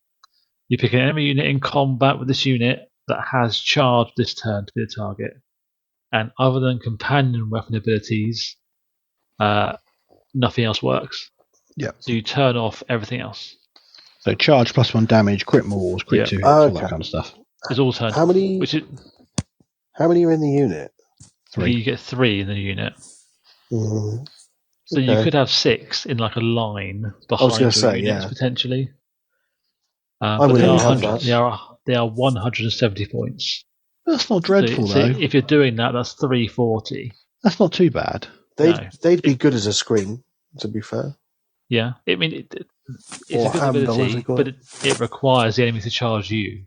Yes, is the only thing. That's the downside, and then it doesn't work the turn after they've charged you. No, so it's a bit like a one-hit wonder, bit, isn't it? You know. Yeah. I still like it. They're a bit of a Chesney Hawks. Yeah. What do you mean, one-hit wonder Chesney Hawks? I definitely know another song. No, I don't. No, you don't. No, you don't. No one does. So do you want to do the Morghast, Paul? Yeah, so you've got the Morghast Archai, which are 10 move, 6 health, 3 up save, 2 control. And then you've got the Morghast Harbingers, which are 10 move, 6 up save, 6 health, 4 up save, 2 control. So the Harbingers are a little less armoured than the Archai. Yep. The Archai are the ones basically with the big weapons, and then the Harbingers are the ones with 2 weapons. No, it's just the hat. Is it just the hat? Well, the pictures in here are. Yeah, I know, but they're just called spirit weapons now. Okay. So you can give them whatever you want. If they have a hat on, they have more armor. They're Archai, so they get 3 up save. Okay. If they have no hat on, they are harbingers, whatever it's called. Okay. So they both have spirit weapons, which is anti-monster +1 rend, crit 2 hits. Yeah. 3 attacks, 3s and 2s, rend 2, 3 damage. Well, that's solid. Nasty damage. Yeah. And obviously you can give them an extra rend on a 3 up from that one character who just does it automatically. God. Yes, that's pretty good. So the Archai have a ward 3 up against damage points inflicted by spell abilities, prayer abilities, and manifestations. And pick a wizard wholly within 12. On a 3 up, they get +1 to cast once per turn, army, and hero phase. Yep. So the Archai, but more defensive, they give you some buffs. Whereas the Harbingers on the 4 up save have a 3d6 charge. Add 1 to the number of dice rolled. Yep. So points wise, the Archai, so the armored ones, are 260 points, and the Harbingers are 250. So very little difference. So 10-point difference, and you get two models for that much. So a reinforced unit has 4 models. They're the ones Nagash is bringing back, isn't he? Yeah, definitely. Yeah. I to be fair, I like the ones that are 10 points more. If nothing else, if you're in a mirror match, I prefer the Archai. The 3 up save helps a lot. Yeah. And the 3 up ward against spell abilities, prayer abilities, etc., etc. Yeah. If you're playing, so for example, obviously we spoke about Tzeentch before, but you're playing against Tzeentch, and they've got their Simulacrum that does all the. If they've got loads of fate points, loads of attacks, etc., but actually, isn't that like you're getting a ward against those? Any abilities used by manifestations, Yeah, they're good. Yep. They're both good units. Next, we've got another new unit, which is the Mortis Reapers. Really nice models. They're probably my favourite out of all of them. Are they the ninjas? Yeah, they're ninjas. Yeah. They're actually quite big, though, I think. Yes. I haven't seen them yet. The Mortis Guard are quite little, but these guys are almost like a... Quite chunky, aren't they? Yeah, they're chunky little boys. They also get to move 6, quite fast for Bone Reapers. They have 2 health each, control 1, save 5 up. They have 3 attacks each, which is 3s, 4s, rend 1, damage 1, and they have anti-hero +1 rend. So rend 2 against heroes, not bad. Pretty good, yeah. Lots of attacks as well. Yeah. They have any movement phase ability. So if there's no enemy units within 6, you can pick a terrain feature within 3 of this unit, Reapers, to the target. You then remove the unit from the battlefield, and you set it up again wholly within 3 of the terrain feature, more than 9 from enemy units. Yeah, you kind of jump over all over the place. Yeah, and it's good in the enemy movement phase as well. It's a really good ability for that. Yeah, so you just basically run away, stay out of the way, which is quite good, or get in the way potentially, depending on what you want to do. And then once per turn army, end of any turn, you pick each enemy unit in combat with this unit to be the targets. You roll a d3 for each, and on a 2 up, they take that many mortals, and then this unit can move 6. And it can move through combat range of enemy units, but it can't end that move in combat. So you're in combat, you do dirty d3 to everyone, then you run away. Yeah, I think it's a bit of a weird thing, but I think you can do that even if you're not in combat. Oh, can you? Because it says pick each enemy unit in combat. Well, if there are none, you just pick nobody. And then you can just move 6. So I think there might be a weird rules interaction where it can just move 6 at the end of each turn. Okay. Yeah. I don't know if it's that's still pretty good. But it's even so, it's a bit of a weird one. But even without that, they're still pretty good. Is it you still got to roll the 2 up? Well, yeah, but you only roll a d3 for each target. So if you have no targets, you don't have to roll the d3. Oh, I see. You just move 6. You just move 6. Yeah, because it's not. It's as long as you do it in theory. Then, because the next wording, isn't it? Is it like then you do something else? It's not like dependent on you getting the damage done. Yeah. After you've done the damage, then you move. Well, if you don't do any damage, you haven't picked anybody, but then you can still move. I don't know if it's intended, but it's a bit of a weird one. But it makes them quite a lot good. better for that. So you get 5 moles in the unit, and they are a massive 90 points. Super, super cheap. That's pretty decent. Yeah. Or just little hunters that are going to run around and do stuff. It's good. What's next? Next we've got the Necropolis Stalkers. You want those? Okay, yeah, that's the guys with a massive, like, forearms and massive swords. Yeah, it's the other build for the Immortus Guard. For the Immortus Guard, yeah. So 7-inch move, 4 health, 4 up save, 1 control, 4 attacks, 3s and 3s, rend 2, damage 1. And then they have 1 ability, which is once per turn army, any combat phase, pick an enemy unit in combat with this unit to be the target. Roll a number of dice equal to the number of models in the target unit. For each 6, they take a mortal. If there are 3 or more stalkers in the unit, for each 5 up, they take a mortal. So they're horde killers, basically. Yeah. It's not bad. Not bad against clan rats and stuff. Yeah, I still think the Immortus Guard is probably where I'd go, but depending on points. But stalkers are 140 points. Okay, that's quite a lot of difference. They're 30 points cheaper, and their ability works all the time, potentially. Yes. They're not quite as hitty, damage-wise, I don't think. But and also their save's not as good. But I don't know. I think it's the save that kind of tempts me more than that.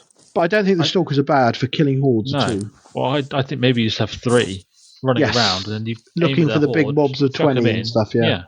Roll a dice to kill a load. Yeah. They just use them for the ability rather than don't worry about the attacks. Yeah. So we've already done Death Riders. There's no other cavalry to do. But now we've got a Beast unit, which is a Teriactic cohort. Yeah. And then Poole, if you can do the Harvester for us, which is actually almost the last one. Yeah. So, Teriactic cohorts. This unit, these were the Warcry one. Warcry was it Underworlds? Or something? Well, I think it might have been Underworlds. The other. Yeah. Was it Underworlds? It was one of them. Yeah. I think they are actually currently in the Spearhead for them. The new Spearhead, you get a unit of these. Okay, yeah. I'm pretty sure. Yeah, they're really nice models. Yeah. Yeah, they are nice models. They are move 7, health 1, control 1, save 5 up. So they're fast, which is quite cool. Could be moving 10 with your a DP. Yeah. They've got cohort weapons, which are 2 attacks each, 3s, 4s, rend 1, damage 1. They're a beast, as I said before, so they have maximum control score of 1. They have a once per turn army any hero phase. This unit can move 3 inches. If it can move into combat, it must. If it was in combat at the start of the move, it must end up moving combat. So if you're going high up and running, you can't run them with the extra 3, but if you do run them instead, potentially you can then move into something. Yeah, it's like the old Iron Jaws, isn't it? You just tag people in with that move. Yeah. And to help with that, they have a deployment phase ability, which is they can make a normal move as if it were your movement phase. Yeah, they're great screens. Great screens. Yeah. So if they can use a normal move ability as if it were your movement phase, they could then run. No, because it's the normal move specifically. Okay. So if you look at the normal move ability, yes. If it says move bold, if this unit can use a move ability bold, then you could run. Right. Do your DP points take into are they included at the deployment phase, or do they happen after that? No, I think you could use your points on that. Yeah, but you wouldn't have generated any, so you wouldn't have any. That's what I'm trying to work out, because otherwise, could you use your 7? If there was a way of getting start a battle round, you get it. Yeah, if there was a way of getting points like before you even began, then yes, you could. But there isn't, I don't think. No, that's fair. It's worth a pump. Yeah, all right. Yeah, not bad. They're nice and fast, which is points-wise is my question. They are cheap again, similar to the other guys. They are 90. Yeah, I like them. How many models in the unit? You get 8. Yeah. So arguably a better. I think that was Warcry because it's 8. Yeah. It sounds too many for Underworlds. Yes, it is too many for Underworlds. It must have been Warcry. So, I mean, they're good just to run around just getting your objectives in some ways. A nice little cheap unit. Maybe I should buy some. Right. And then we've got the Harvester. Cool. So the Harvester is the shooty, the big, the shooty kind of fighty guy. Yeah. No, they haven't got shooting anymore. No. They used to have shooting and combat. Yep. So it used to be a monster. It's now a war machine. Is it the one with the big like the crocodile head? Yeah, with the big mace hands. Yeah, he either has mace hands or scythe hands, depending. And the little dude who's like the little skeleton for a dick. Yes, that's it. I mean, come on, let's be honest. That's what people know him as. It's not the big crocodile thing, but it's the guy with the skeleton dick. He's got a skeleton dude for dick who spends his entire life picking things up. He's like, well, this is my job as a dick. Yeah. Fine. Yeah. So the Harvester has 10 health, 4 up save, 6 move, 5 control. Yeah. Soul Crusher weapon, 6 attacks, 4s and 2s, Ren 2, 3 damage. Actually a good combat profile. Yeah, and it could be Ren 3 with the Oshi factor. Yes. So passive, this unit is either full or empty. It starts the battle full. And once per turn, army, end of any turn, roll a dice for each enemy unit that has been destroyed this battle. Add 1 to each roll if this unit used a fight ability this turn. If any of the rolls is a 4 up, this unit is full. And then the ability it can do is once per turn, army, your hero phase. This unit is full. Pick a visible OBR unit holding within 12. Return 1 Slade model to the target unit. If the target has a health characteristic of 1, bring 3 back instead. Then it's empty. Hmm. So you can bring a few guys Mortec Guard back, or you could bring one of the big. You could bring like an Archai, yeah, which is probably the best use. Pretty good. You've got a unit of 4. Yeah. They spend a lot of time trying to kill that 3 up save Archai. Then you go, no, there you go, he's back. No. He's 200 points. Yeah, I think that's fine. I don't know. I mean, it's not dreadful. Yeah. No. I don't know if I'd take him. No, it's in that weird thing where is that enough of a boost to spend 200 points? Don't know. If it was like the old one where it was, what was it? His old version of that was you roll it. I can't remember. You can get loads back. Everything that every Mortec guy 4 up that died before they just came back alive. Yeah, exactly. So you kept churning for a round. Yeah. I don't know. I think he's okay. If he's a bit cheaper, then I think potentially you might go for him. But I think where he's 200, he doesn't sit quite right for 10 wounds as well. It's not quite fighty enough. Then the last roll we need to do is the Bone Type Nexus. Nexus, yeah. If you can fit it on the board somewhere, that is. Yeah. I'm sure you can. Yeah. It's terrain. So with its ability, I would be putting this on the board every single day. Yeah, you want to have it. It's health 13, 4 up save. It can fight now, which makes sense because it's got massive swords. Yeah, it has 2 attacks, 4s, 2s, Ren 2, damage 3. So not bad. Pretty good at fighting as well. Might whack something. Yeah. And it's got a new ability. So it used to always be you'd pick something out of 4 things. I'd roll a dice and it might happen. And it might happen. Whereas now, it's got an aura that always happens. And the aura is that enemy units cannot be set up within X of the terrain feature, where X is based on the battle round. So in battle round 1, it's 9 inches. It then goes to 12, 15, 18, and 21 in each respective battle round. So good. The enemy can't be set up. I'm just thinking that you put that down and then suddenly you're not as concerned about the Lumineth guy. You're not concerned about the Tzeentch shenanigans. Yep. The Tzeentch round is huge. You're not concerned about Skaven bringing the unit, popping through gnaw holes. It's super strong. What's the ranges in it again? So it's 9. And goes up by 3 each battle round. So 9, 12, 15, 18, 21. And it's a big old bit of scenery as well. I was going to say, is it 9 from it? From it, yeah. And where do you set it up to? Is anywhere in your deployment zone. Yeah. So you just put it right on the edge. If you can, yeah. And then just go, all right, lads, have fun. Or you just put it in your backfield to make sure that... So people can't creep around and teleport in, Yeah. Even at a different way to look at it, if you think about some of the battle plans we have, you have a little quarter, don't you? If that's in your quarter, then never... They're not setting anything up in your... Setting up in your area, which stops quite a lot of tactics. Yeah. Which is pretty good, really. So that's the Bone Reaper book. How big is it? Pretty good. That's like 5 inches square, maybe? Jeez. So that for It 9 might be inches 6 is inch actually square. yeah. So that let's say it's 6. That 9 inches is actually 15. Yeah, it's got a big base, big old base. So because it's cover and basically, unstable, so they can't go on it either. And then you've got by round 5. Well, would it just go up each round or something? I think you said each round goes up by 3. Each round's put by 3. So turn 3, that's going to be a 15 inch from either side. So a 30 inch circle plus a bit. Yeah, mate, you really, really mess with a lot of armies that way. I love that. Yeah. Mm-hmm. Yeah.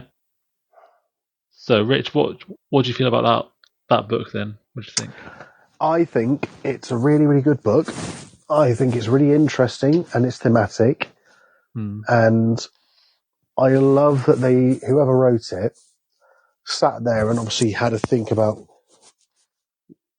how do Bone Reapers, how should they play? What is a way that makes sense for them to do how they do and for their models and etc., etc. Because this feels well written. Nothing seems overpowered. No. But it seems very much like I could imagine Bone Tithe Nexus, right? I could imagine Catacross, being the fantastic tactician that he is, would have commissioned something like that. It's really fun. It's full of flavour. And I think, unlike a lot of books where people can use their tricks for like 3 or 4 games and then you kind of get used to it and you're like, okay, I know what I'm doing now. Yeah. I actually think this will be a very surprising army to play. And I think it wasn't until I saw until you guys told me about the Bone Tithe Nexus, I actually think this might be the scariest book out there at the moment as well. Yeah. Because it just shuts down the other big scary things. I mean, you know, the runes for Lumineth, are they core abilities? No. Okay, so that thing doesn't work on them then to stop the core abilities or whatever. No, it stops non-core. So non-core. So so you can just go stop them. Cool. You're sending in your mountain thingy, cowboy, and you go, nope, sorry mate, none of that's working now. P.S. You can't bring the Light of Lotharion with you, so I'm just going to smash it to pieces. I like it. It feels very much like they're about taking a hit and then hit you back twice as hard. Yeah, and I like it. I actually really like it. I think it might be not only the strongest, but the most well written and fun book we've talked about in a long time. And that's saying something because I love Zinch. I like how the characters work with certain units. It makes it feel like an army, like it's, you know, like that's like the character leader that works with those types of units, as opposed to just being any Bone Reaper unit gets whatever. It just gives me proper Roman vibes. Yeah. It's very much. Yeah, I agree. Feels like that, which is like an empire. Yeah, it's like an empire type army, isn't it? Which is really cool.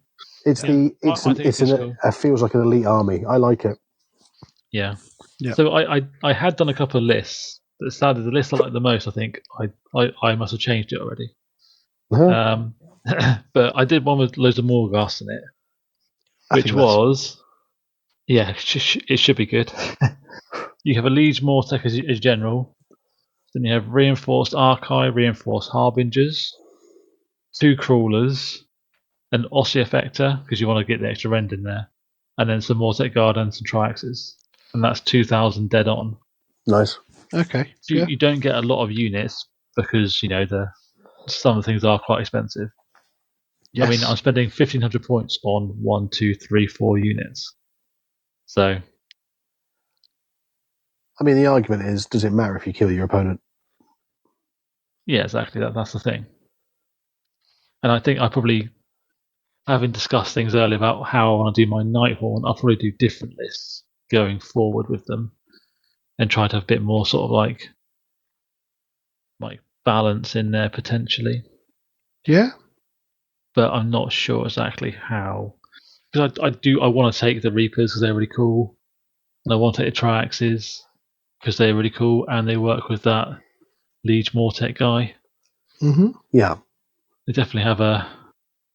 When I was writing the list, though, what I found was you kind of go, "Oh, I've got a Liege Mortec, but what if he dies? I want to have another fighter character in there just in case." And then maybe you put in like a Liege Kavalos or Xantos. Then you're like, "Oh no, but it has some Death Riders in there, so they work together." Or I'll take the Chariot guy up now and I need another Chariot in there, so they work together. Mm-hmm. You end up having to have little sections. Yeah. Otherwise, it's too mix and match, I think. But or like too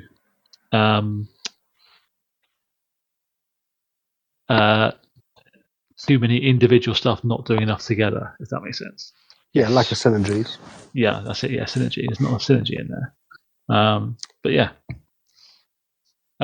Did you write a list, Rich? As we're chatting, did you? No. I am actually, to be fair. I mean, I'm sort of half doing one as we speak. Yeah. I've written one. If you want to hear mine. Yeah, you do yours while I'm doing mine, Paul.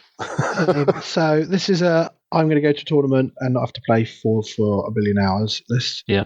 Nagash, Reinforced Archive, Harbingers, and a Liege Mortec. 1970. Yeah, sounds good. Solid. Because you're basically getting 2 units of Archive, aren't you?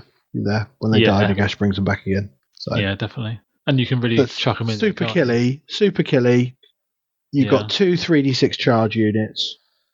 And a Liege Mortec to give you a bit more relentless discipline than Nagash gives you. Would you probably bring back the Harbingers, though, rather than the Archive? No, because they're only 3s, because the Archive they're only 2s, whereas the Archive are 4. Yeah. The Harbingers kind of go out on the flanks. Yeah, because they're nice and fastened with the charges, aren't they? Yeah. And then the Nagash and the Archive go in the middle and go, well, yeah, come and fight us if you want to. Yeah. Fair. Yeah. And I think you use the manifestations there quite a lot to kind of screen and block and do stuff. Yeah. Yeah, sounds good. Okay, I do have one. Okay. So, Catacross and his regiment, Catacross, Liege Mortec, 2 Crawlers, and a Reinforced Mortec Guard. Mm. And then second regiment would be an Ossifactor, if I remember correctly of what he did. Immortus Guard Reinforced, Mortec Guard, and Mortec Reapers. Mm-hmm. And I'd put that all in the one where you can you automatically get a run of 4. Yep. Yeah. So you just move up the board and you shoot stuff and you just don't die. With your catapults, yeah. Yeah. And then if it does die, Catacross smash his face. Yeah. True. Very true. Oh, why do you do this to me, guys? Now I want to look up Home Reapers. There's another army you want to do, Rich. Oh, that's really bad. If you want, Rich, tell you what I've got.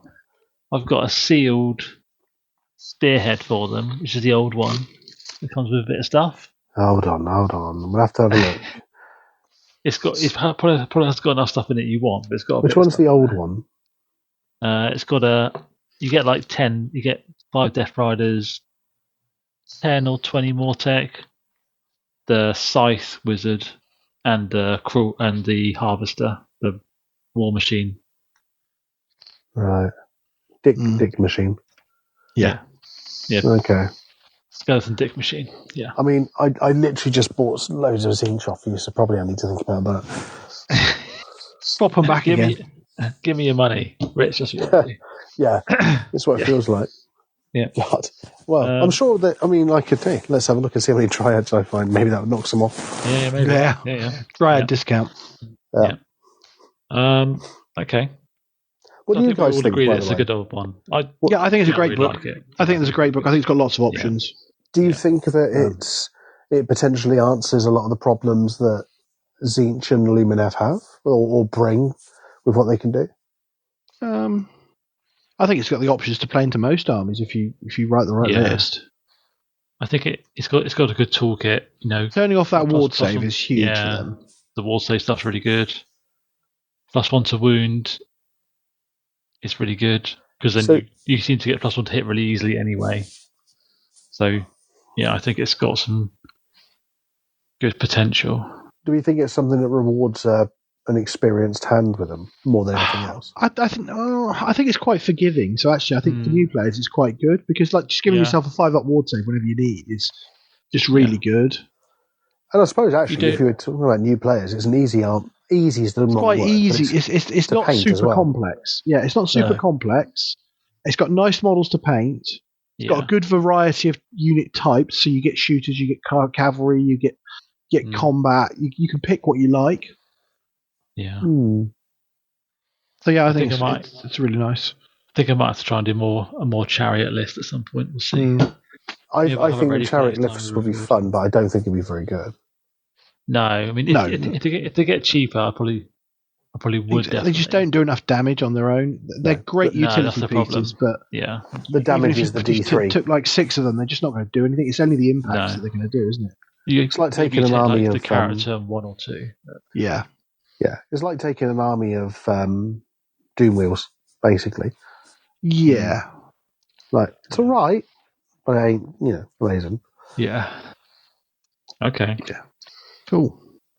Do we need to do anything else? We need to know what you've been lurking and looking at on the internet this week, Backlog. Where's your internet perv been? I don't think, again, as I always say, I haven't really been looking at very much, I don't think. What have I been looking at? So, no, I don't think I'm looking at much. I haven't really been looking at too much stuff to buy. Been trying to stop buying stuff a little bit. Good luck with that. Yeah. I made a mistake and bought something silly. Not just so we're all getting a bit excited about 40k, or a fair few of us are. Yeah. And I've always quite liked Tau, even though everyone hates them. But from what I've heard, they're not quite as oppressive as they used to be. Okay. So I thought, I'll buy the codex and I can read it and stuff. I found one on eBay and it was quite cheap. I thought, that's quite cheap. I'll buy that one. Turns out I bought the last edition one, and not this edition one. And I looked at the covers, and they are nearly identical. Okay. The one I bought is slightly redder, and the other one's not as red. That's it. That's the main difference. So never mind. But so to be fair, like they're fun looking. Like I think I've never painted them, but I think they'd be fun to paint. Yeah, maybe. Yeah. Mm-hmm. Yeah. I've been painting the Nighthaunt, a bit airbrushing them, which has been quite interesting and quite fun to do. Yeah. And I'm going to try and use the airbrush to do my zines, which should be nice and quick, that'd be good to do. But we will see. Yeah. In terms of my internet perusing, I don't think I've been looking at much. I haven't even been looking at any interesting things, I don't think. Well, you're talking about Zinch with an airbrush. Now I'm thinking, it's going to take me bloody ages. That's why I don't mind the airbrush. I know I can do like a purpley bluey colour scheme. Yeah. And then dry brush it, and it should be fine. Maybe I'll get Zinch done for 4th edition. Mm-hmm. 5th edition, sorry. 5th? Are we in 4th now? Yeah. I don't know. Is this 4th? Yes. Maybe. I think it is 4th. Yeah. Yeah. Yeah. Okay. Yeah. Well. I want to say. So. Yeah. As per normal, I will put our contact details in the chat. So feel free to, well, not in the chat, in the description of this episode. So feel free to contact us. Drop us a line if you want to do something. And I'll put the 10% code off for Pro Painter Studios in there as well, so you can use that to remind you. Definitely check them out. There'll be some goodies in there that everybody will want to be using. Save yourself the time and hassle of having to work it out. Get yourself on Pro Painted. Get yourself a bargain. And also don't forget to check out events, because I think they've got still a few tickets left for the Halloween event. Some left for Halloween. And Mardi Gras opened up for next year. Always phenomenal events. You should definitely pick them out, guys. As long as you don't buy the tickets I was going to buy, in which case I'll be sad. But yeah, apart from that, thanks for listening, everyone. We will look to do a review of South Coast GT next, I expect, and then we'll go on to do the next 2 books, which will be Sylvaneth and Daughters. Yes. So and then plenty of content. hopefully we can not do cities because I don't want to go for all those men derpy face scrolls. So we'll see. It's going to be like Richard Lumineth all over again. Yeah. Oh, it will be. Well, I like some of the models. It's just not all of them. And yeah, I like some of the models, just not any of them. Yeah. Yeah. All right. Well, thanks for listening, everyone. Thank you. Thank Bye. you. Have a good one, guys. Enjoy your Easter. Bye.